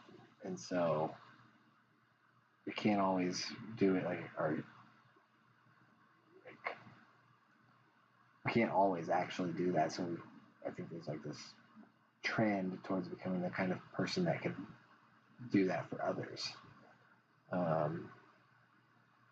And like, really though, we have to start with ourselves to be able to do that. But it tells you a lot about somebody, and like trying to see that inner child, like who they were before all the bullshit or whatever. And then that bullshit, is probably wrapped up a lot in the shadow and the shame and everything of that. And then the mask is, how you like meet strangers, acquaintances, and people can go between the levels too of being like a close friend that your inner children can play together. But then like Naomi that I had to have some boundaries with, like, okay, like I'm seeing that shadow and that like resilience from like doing the work. So like if you're gonna step out of that like inner child, then like my boundary is gonna go up, and you're gonna get the mask for a little while. What has changed, if anything, about your understanding of this person after doing this exercise? Like I said, I'm not going to describe that, but that practice in general like really helps with my empathy and like being able to see the perspectives of others. Brave conversations. Think of someone with whom you have or had a relatively minor conflict in your life. Imagine that you're going to have a conversation with them about trying to resolve the conflict. What comes up for you? I mean, this is like the conflict one that I described earlier. So, sensation-wise, kind of like an anxiety, like a tightness in the chest. I didn't have to pee, but, worry and emotions, definitely went through a whole bunch of them. And, like, anger was definitely one that I spoke to, and thoughts of why the fuck not. Addressing conflict often triggers our survival response, causing us to lose our access to the window of transformation. There are some ways that you can help feel safe enough before the conversation. What can you do for the other person in the conflict? So, yeah, for me, like I said, meditation is like a staple. Breathing, checking in, working towards that gap and like that connection with the higher power. So the thing helps me be centered and, sometimes like even put together a plan of like how this is going to go. For the other person, what can I do in conflict? I talked about active listening, helping create that space, those meditative practices, stuff like that. And let's take a little breath, let's take a break for a second, sort of thing. I could have probably done some more of that. Especially, they're like calling for it, but ultimately I gave them a lot of space. So hopefully it's helping. The invitations to change. Brave conversation go in many directions, however, is often helpful to have a specific frame or structure in mind. Many such frames exist in the fields of psychology, spirituality, self-help, and peace studies. For example, teach not Han, I don't think I'm saying that right, but he's like a big person in like the self-help, spirituality, awakening community, even like 12-step in like recovery. I've seen some of their work in there. Beginning anew, it's a book which partially inspires the template below. Use the template to walk through the imagery, imaginary brave conversation with someone you know. What would you say? What are important questions and points to get across? I guess I'm going to go back to kind of conflict one because obviously that's something that's ongoing. So, like, invite, respectfully ask the other person to address the conflict with you in a neutral, safe space and time. Let them know what you're hoping for. So that was kind of like what I was talking about with, like, there was a plan that we were going to do this in like a 3 parties sort of thing. Neutral space would be somewhere like probably public or like a park or somewhere comfortable, but like not in anybody's house, which is kind of the reason that it didn't come up is because we were in other homies' space, and they were like working on something together, and I was just kind of like mediating that. We didn't even like get a chance to get into like the deeper stuff. Acknowledge, thank the person for taking the time to meet with you and apologize for anything you already know you should apologize for. Let the person know that you honestly appreciate about them. Definitely could have done better about that in that space. I mean, I definitely acknowledged them in the past and, let them know I fucked up or, I appreciate them as a person giving me the space, being honest with me, that kind of stuff. But I definitely could have done that in that conversation for sure. Explore. Invite the other person to tell their story of the conflict. Ask questions and show compassion. Once they felt fully heard, tell your side of the story. It's usually a good idea to let them go first, but use your best judgment. And I guess that's kind of what I was talking about earlier with like the mediation guide, worksheet, flowchart, whatever. Of like, let the harm perpetrator go first and kind of let them open up. But in that situation, we had talked a little bit about. We were constantly talking about stuff. So like I knew some stuff, and like I definitely, like I said, was trying to own my side of the street, but I probably could have done more of that before getting into my grievances. Problem solve, work together, find solutions, humbly ask the other person for support in moving forward. We didn't get to that point. So yeah, this is great for going forward. Think about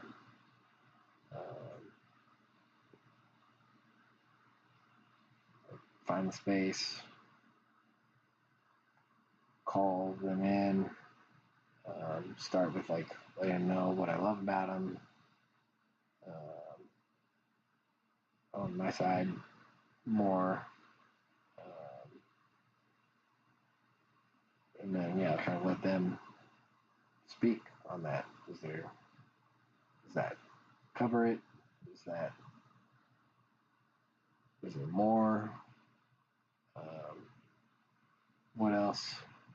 It's always like good. What else? Do you know in conflict? What else is going on? And just let them get all of it out. Give them the space to do that. It's definitely really good. And then do the problem solving last. Maybe come with some ideas too.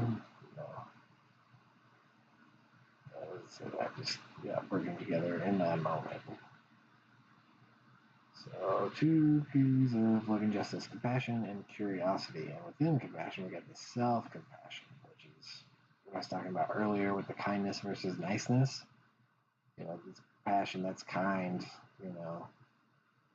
inviting your best self. You have right to boundaries. I respect you, even if there's issues. Your needs matter. You're more than your mistakes. I hear you. But within that, you have this self-compassion. I respect myself.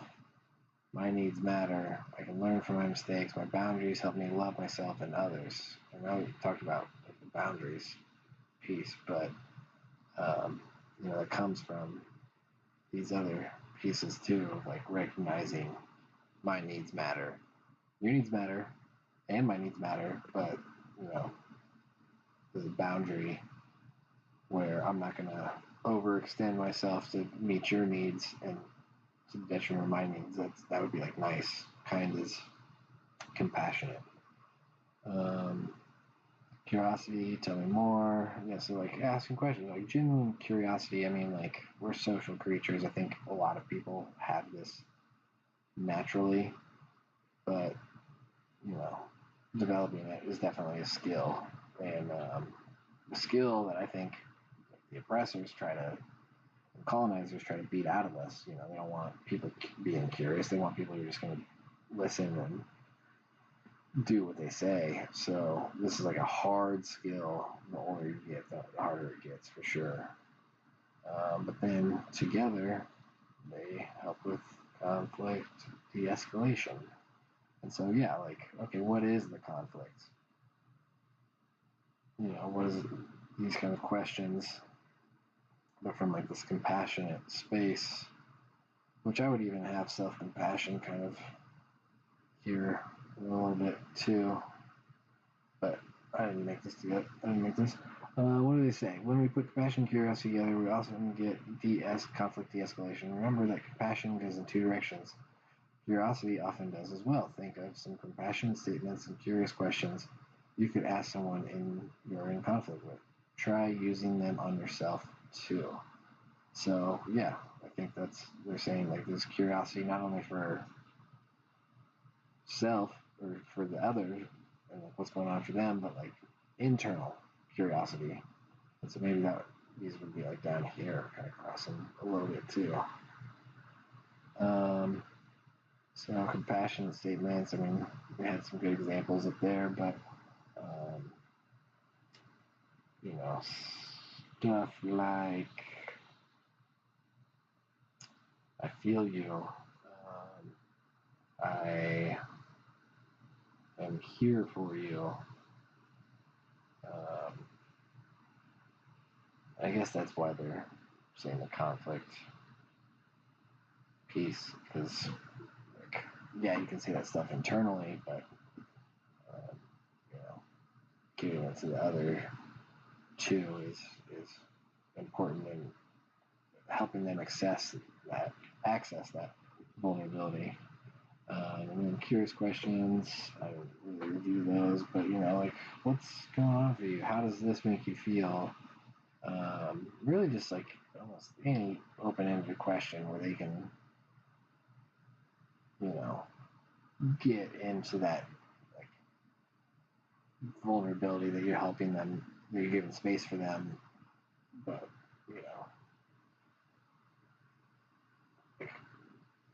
yeah, being and genuine curiosity too, I think is important. Not just like, oh, these are the questions I ask, but responding in an appropriate way to the situation.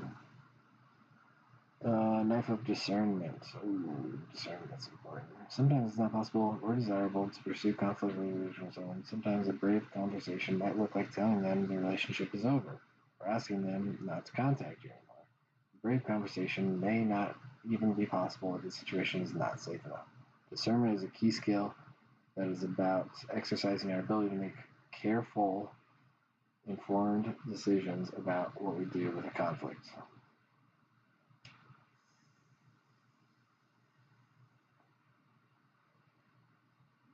And we'll try to have brave conversations when my needs aren't getting met. It's part of like that social piece of it is like, you can't always meet your needs yourself, especially in like oppressive systems. So like being able to ask for help is like a very vulnerable but important piece, and pursue other options if they're not open to it. If they're, like I wanted to resolve and still want to resolve the situation with conflict one, with buddy acquaintance, but I'm not open to it, so I had to have the boundary and let them think about what I said, and on me also reflect and think about what they said too. So, yeah, I think, and if it's not safe too, like you said, we were buddies, but there's definitely situations where people don't have that same level of safety. If like somebody's perpetrating harm, if you got like a bully, um, you know, maybe you can't have that safe conversation. You just have to like avoid them because it's such a pressing thing. And there's not the opportunity to have a safe, careful conversation. So yeah, a couple thoughts on that. Using tools. When we bring together the two keys of conflict de-escalation, curiosity and compassion, and the knife of discernment, we get 3 practical tools for managing brave conversations: compassion statements, curious questions, and firm boundaries. Let's go back to the fictional example of Elaine and Gavin. Elaine is a young trans woman of color working in a nonprofit. Did you get the color earlier? And her coworker Gavin is an older man of color who has been misgendering her repeatedly, resulting in Elaine reporting this to the manager. Let's look at the potential dialogue and a brave conversation between them. Gavin, Elaine, this conflict has been tough on both of us, and I've made some mistakes with your pronouns that have hurt you. Compassionate statements. If you're open to it, I'd like to hear how this has made you feel and how I can make it up to you. Awesome. That is great. That is really good. Empathetic, for sure. Trying to get into that empathy and expand that perspective. Thanks, Gavin. I appreciate that. I know that some of the ideas about pronouns and gender diversity are newer to you. Fashion statement. But I absolutely need folks to use the right pronouns for me at work. Firm boundary. I guess I just want to know why we haven't been able to work this out before. What's getting in the way? Nice. Activity. Continue this imaginary dialogue between Gavin and Elaine using the 3 tools and others that you have And you can do this by continuing to write out a script, or you can continue role playing this scene with the call of your friend. Where does this take you? Where do you get stuck? Nice. Well, honestly, where I get stuck is, like I said earlier, just like talking about communities and situations that aren't mine. I've got like a pretty firm boundary, my own firm boundary of like not talking about other people's business. And so that would make this difficult for me of like not being a person of color, trying to role play that. But it's role play, and um, I could probably do this as like a imaginary dialogue, kind of writing out a script on my own, sort of thing. Or AI is awesome. It's like being able to give these roles to the AI and taking on the other role is like a pretty, I think, sensitive way to do that, and like especially for me not wanting to do this publicly, sort of thing. How can curious questions, compassionate statements, and firm boundaries, how can you bring them into your own real life? I mean, just I really try to nurture that curiosity. I think that's like a skill. Like I said, it gets harder the older you get. Compassionate statements. I mean, it's like the grace I was talking about earlier, of like understanding and being empathetic is like a good practice. And firm boundaries, I've gotten a lot better for sure, but still working on that a lot for sure. The Loving Justice Heart Map. Hurt people, hurt people. Did I say that earlier? I definitely said that. And good people hurt people. I've been hurt. I've hurt people. I want to be forgiven. I don't owe anyone forgiveness. So I definitely see like these two being associated. And through this, I've been hurt. I don't owe anyone forgiveness. Good people hurt people. And so yeah, that would be like on this line here. But if they cross over, let's see what they have to say about it. How many truths can you hold in your heart? Yep. I mean, for sure. I mean, I've been all of this. For sure. I've been hurt people, hurting people. I've been hurt. I want to be forgiven. I've definitely been also the guy, I don't owe anyone forgiveness. I probably struggle with that more too, like the further along I get. But that's not true. I do want forgiveness from people, and like I do. I mean, I don't know. Yeah, maybe less with this because, like, I guess another thing too. The further I get along in the healing process, like I forgive people pretty quickly, and like sometimes without them asking, just because like I don't want to hold on to that. Kind of like I was talking about earlier, with like I learn from a situation, and I don't tend to dwell on it, and I don't try to not regret it, because like that's painful to me to hold on to regret and be living in that same way that like living in like hate and you know being mad at somebody is like, poison me too. Like I can't. There's like a quote that I can't remember right now, but I'm sure you guys probably heard about it,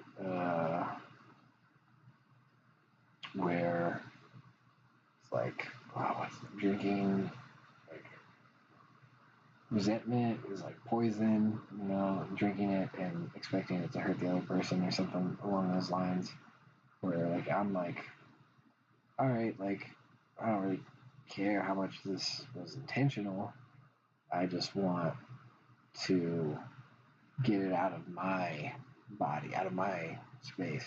I just, I'm gonna forgive them. I'm not gonna forget. Definitely don't do that. Look for the patterns and stuff. But like, I'm not gonna hold it against somebody even if they are intentionally being a fuckhead, asshole, but jerk. Even if they're intentionally being a jerk, like, I'm just gonna recognize that. I'm gonna recognize the pattern. I'm gonna have boundaries, steer away from that person in the future. But I'm not gonna like hold that resentment because it just doesn't feel good for me.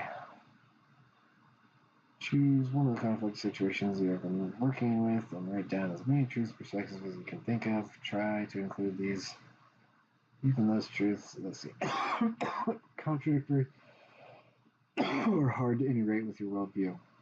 What is this like? How does your perception of the conflict and the other person change?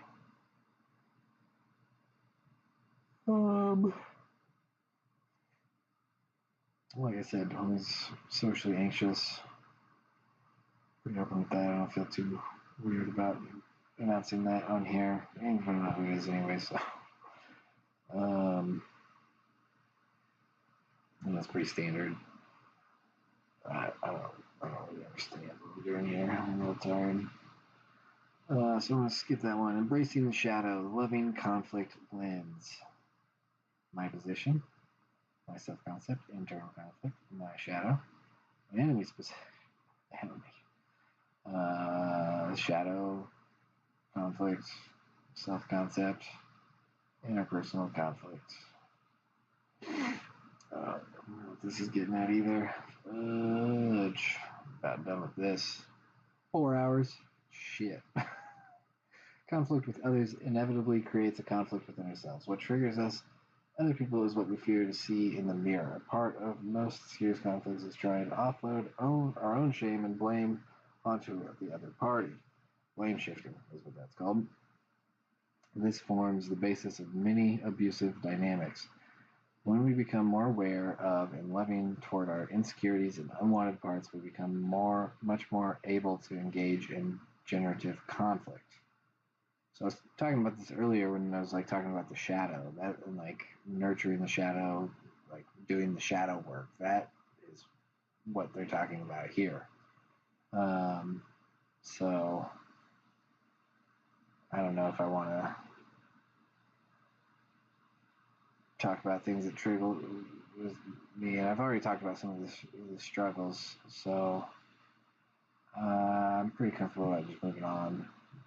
Especially don't want to do that when I'm 4 hours into this video / podcast.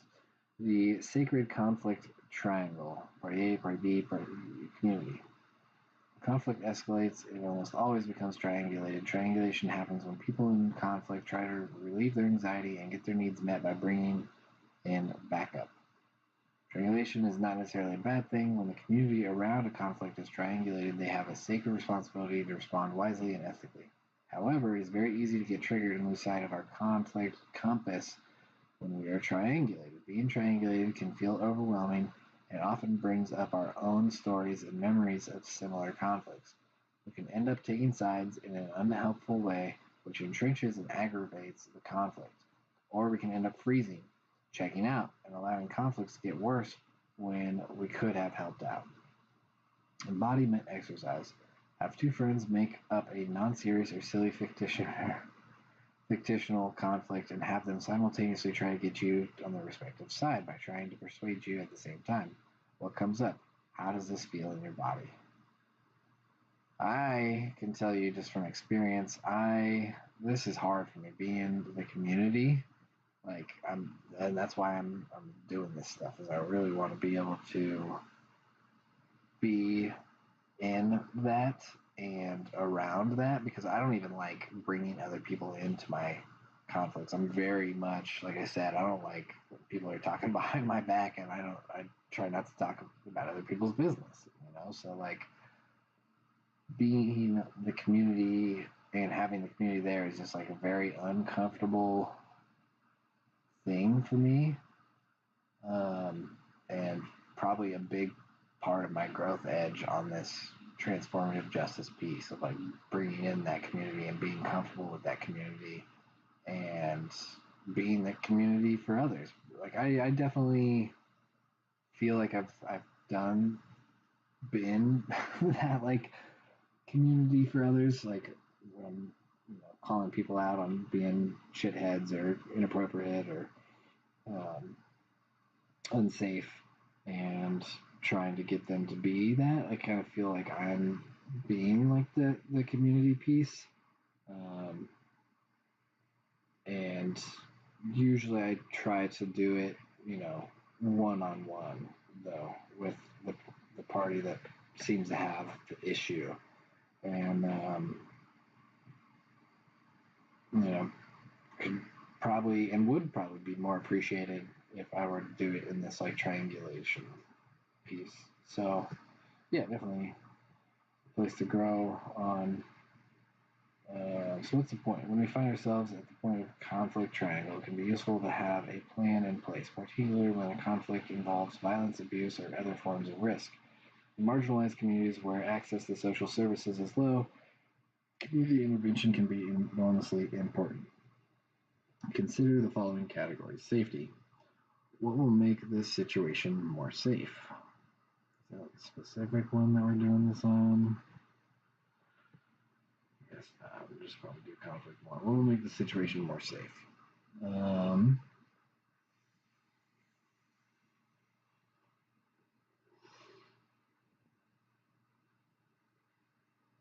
I think, kind of like I talked about earlier, like calling community and having mediator and maybe doing it between like the three of us that I talked about of like, these issues that we all kind of have and have expressed and stuff.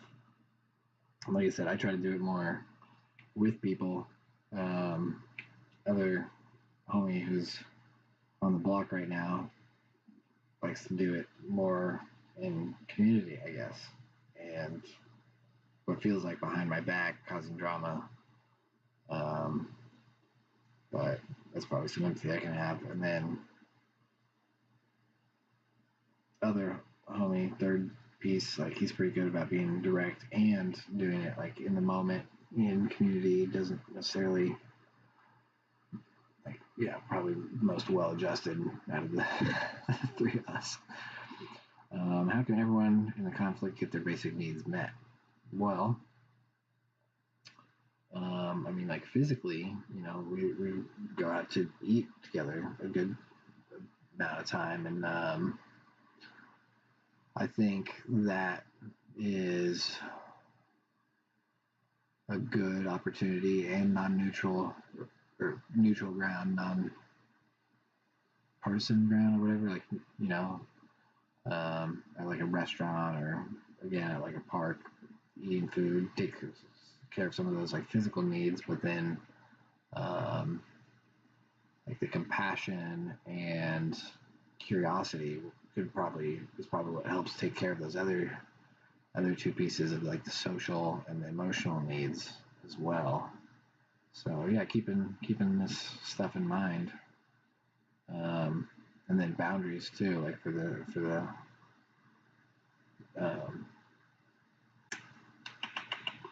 like physical needs, and I guess emotional and social too. De-escalation. What will lower the level of conflict intensity?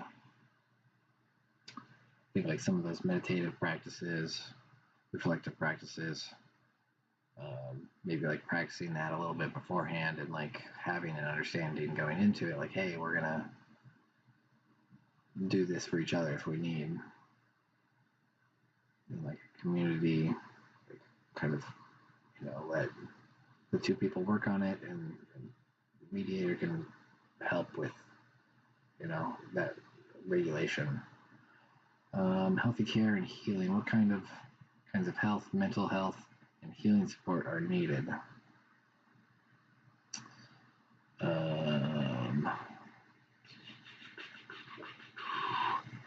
Like eating good food, keeping in mind our neurospice, doing some of those regulative practices, and that compassion, like speaking to that compassion too, I think is probably a big piece in the support, and not just from like a party A, party B, but like community as well. Like, hey, both of you guys deserve to have your needs met. What are those needs? Bringing in like the curiosity. What would accountability in the situation look like, and who needs to be involved? I mean, I think just the three of us could handle it, and I think accountability would be like really owning that stuff, and being a little quicker on my part to not only own that but hear more of like what the issue is. Conflict coaching. Practice using these conflict coaching questions by talking to a friend about a conflict they would like to work on with you. Use your knowledge of the situation to choose between supportive and challenging questions. Okay. Yeah, so like I guess this is kind of what I was thinking of in like the mediator role of like that second step after the transformative justice mediation flow chart, like the second part of like hearing them, but then also being more curious and asking like follow-up questions, good ones, like some of the challenging questions of like, okay, like when has this happened to you? What did that feel like? But I guess that's kind of supportive too. So I'm a little too tired. I have to come back to accountability modeling. Personal accountability, community supports. If you've ever been involved in conflict online, you may have seen the term accountability being used. Accountability means different things to different people. Accountability can just stand in for word for punishment, apology, for repair, for change, for transparency, and more. Sometimes we use one definition of accountability for ourselves and another definition for everybody else. People of privilege are held to one standard of accountability, while marginalized people are held to another. Yeah, that's definitely true. I mean, we kind of talked about that with the conflict and kind of Gavin's experience, especially.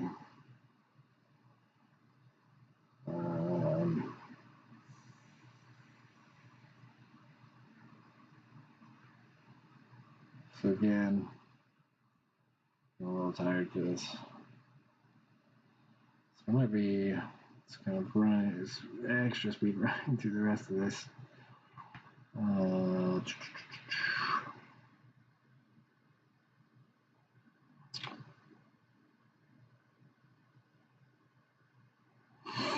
Accountability building.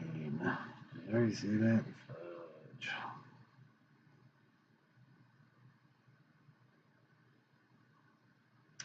Every time you struggled to be accountable, when you weren't able to show up as the person you wanted to be, what happened?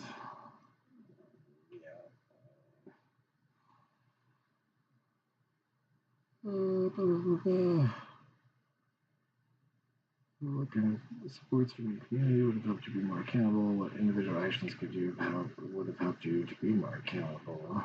No forgiveness. Forgiveness is the most mysterious aspect of conflict transformation. It's also one of the most controversial. Forgiveness cannot be forced and is not necessarily or compulsory aspect of conflict resolution. Many people find themselves compelled to forgive and seek forgiveness. There is one attempt to define forgiveness in terms of actions and relationship, and that having forgiveness is not about the person who has harmed us. It is about coming to terms with our experience of ourselves. Okay, I'm going to come back to that. Finding forgiveness. How do we come to forgiveness? In the first place, forgiveness is a choice. Yes, it is also more of a choice. More than a choice. It is often counterproductive or even self-harmful to try and force yourself to forgive somebody before you're ready. Real forgiveness can require a deep exploration of self and spirit. Forgiveness, an exercise, is one that can be helpful in taking a step along the path to forgiveness. Be quite emotionally powerful. Take your time with it. Take care of yourself as you move through it. think of conflict where someone acted badly towards you. Now imagine that this person has come to see where they went wrong and wants to be accountable. In a perfect world, what would they say to you? Write down the words. How does this feel in your body?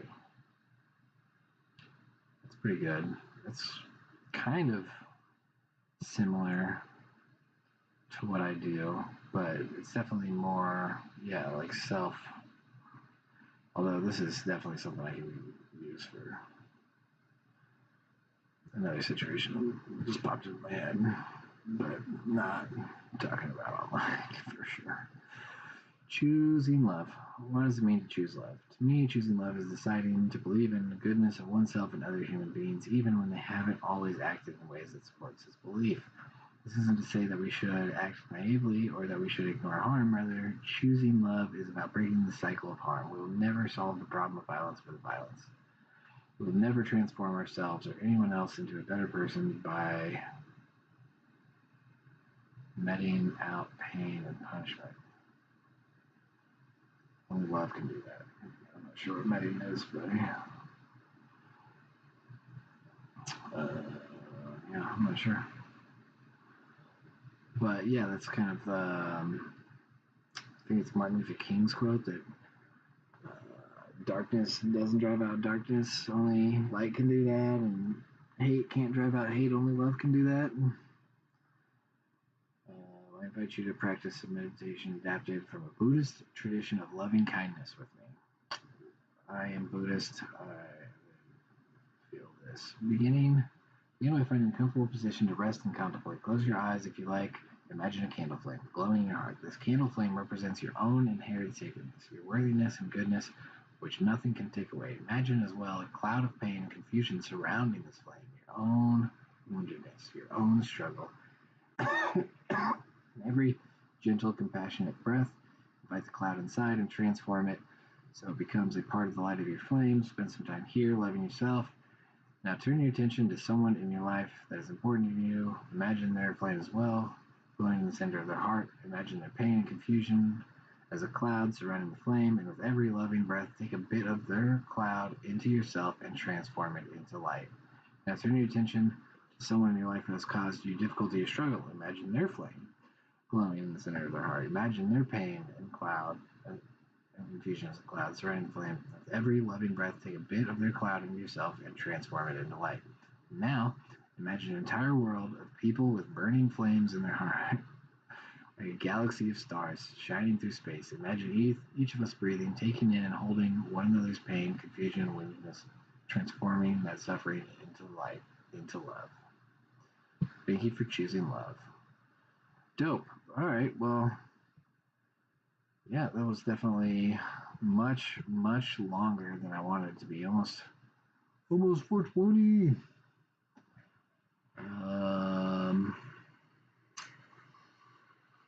Like smoke a little bit of weed when it hits 420, but I do want to reflect on this experience. I ate a little bit as I was starting it up, but probably should have eaten more. That's what I was planning on doing, but I wanted to get this started at a point where I felt like, it could be a opportunity for more to join. Still only had 2 views so far, so could definitely pick a different time. I did invite a couple of people to join me in this experience, but who has 4.5 hours in the middle of a Thursday to do this? Me, because I have a flexible schedule, run my own life. But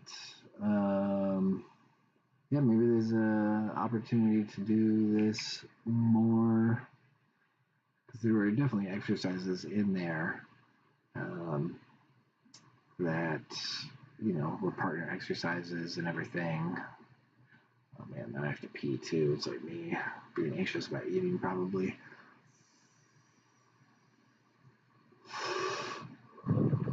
But yeah, I think overall good experience, tough experience. Maybe I could have separated these totally and even taken like a little break to nurture myself, to get my food and stuff before I got into this workbook, and that would have probably been a little more effective. Also, there's just a lot of stuff in here that I want to do personally, but not publicly. So, yeah, good to know. What else? Yeah, like I said, call to action. Definitely looking for people to help with supporting this work in like the general sense of just the podcast and the YouTube, but also the transformative justice work. And some people are already invested in me doing this, like Advanced Safe. It gave me these resources, so yeah, hopefully there's an opportunity soon to be part of an actual process with the victims, which I'm still having trouble believing. Oh, phone call. I don't know who it is though. Because it's they haven't been like identified to me, and like I feel like I'm safe enough, but there's probably some work I can do to help increase others' trust in my commitment to being the safe person. So yeah. Oh, 420. There we are. So yeah, I think continuing to do this work, read those articles, do some more research, get this outline more fleshed out. That's not the outline. Get this outline more fleshed out and share that as a resource. It's probably a good thing that I can do. It's like, hey, look at all of this work that I've done on it, towards like my commitment towards being safe and just getting deeper into this in general. This video is going to take it from, what was it, like 5.5 hours to like a full 10 hours by the time I'm done of this playlist that I've put together. But I think even just like putting that playlist together, it's like, demonstrating that I'm doing it. Yeah. So there's a whole bunch of the stuff, a little bit of reflection. I definitely have to pee. Where is that song? I'm gonna do that for the outro.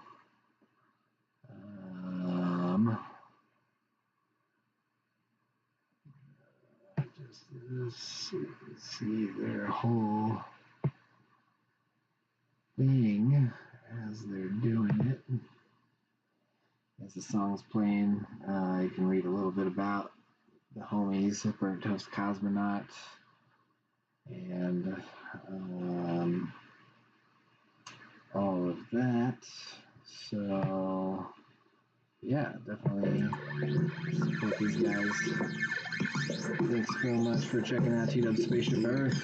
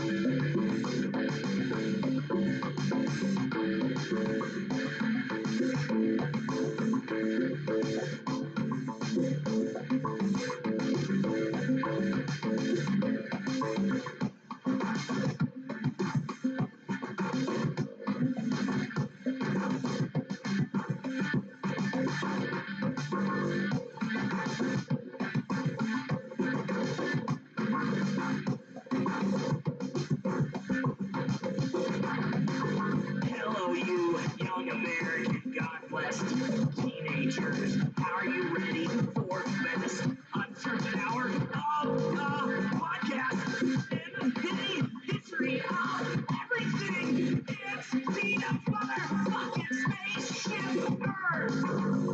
Culture takes a ship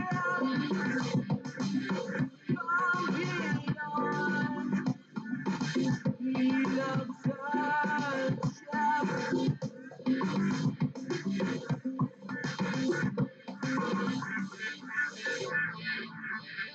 Get ready for your host, TeeDuhb! What have you here?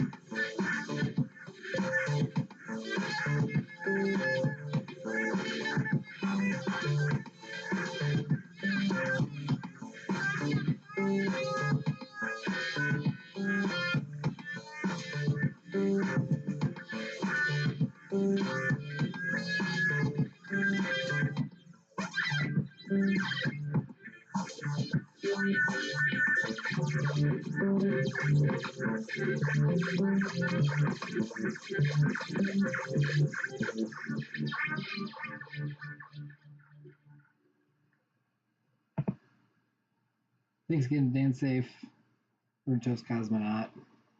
Everybody's put together these resources. Everybody's working on transformative justice. Everybody is tuning in. Don't forget to like, comment, subscribe. One last thought that I had was taking a little bathroom break and doing the 420 stuff. I really feel like this is like a good demonstration of like doing the self-work, but I want to call attention to the fact that like I definitely could have done more to be in the right place to do the work. Like the eating thing, taking a break. It's definitely a lot to go through all of that in one stretch, but I thought it was important for my process and just to put it out there about this work. But yeah, I could have definitely handled that a little bit better. So yeah, thanks for checking it out.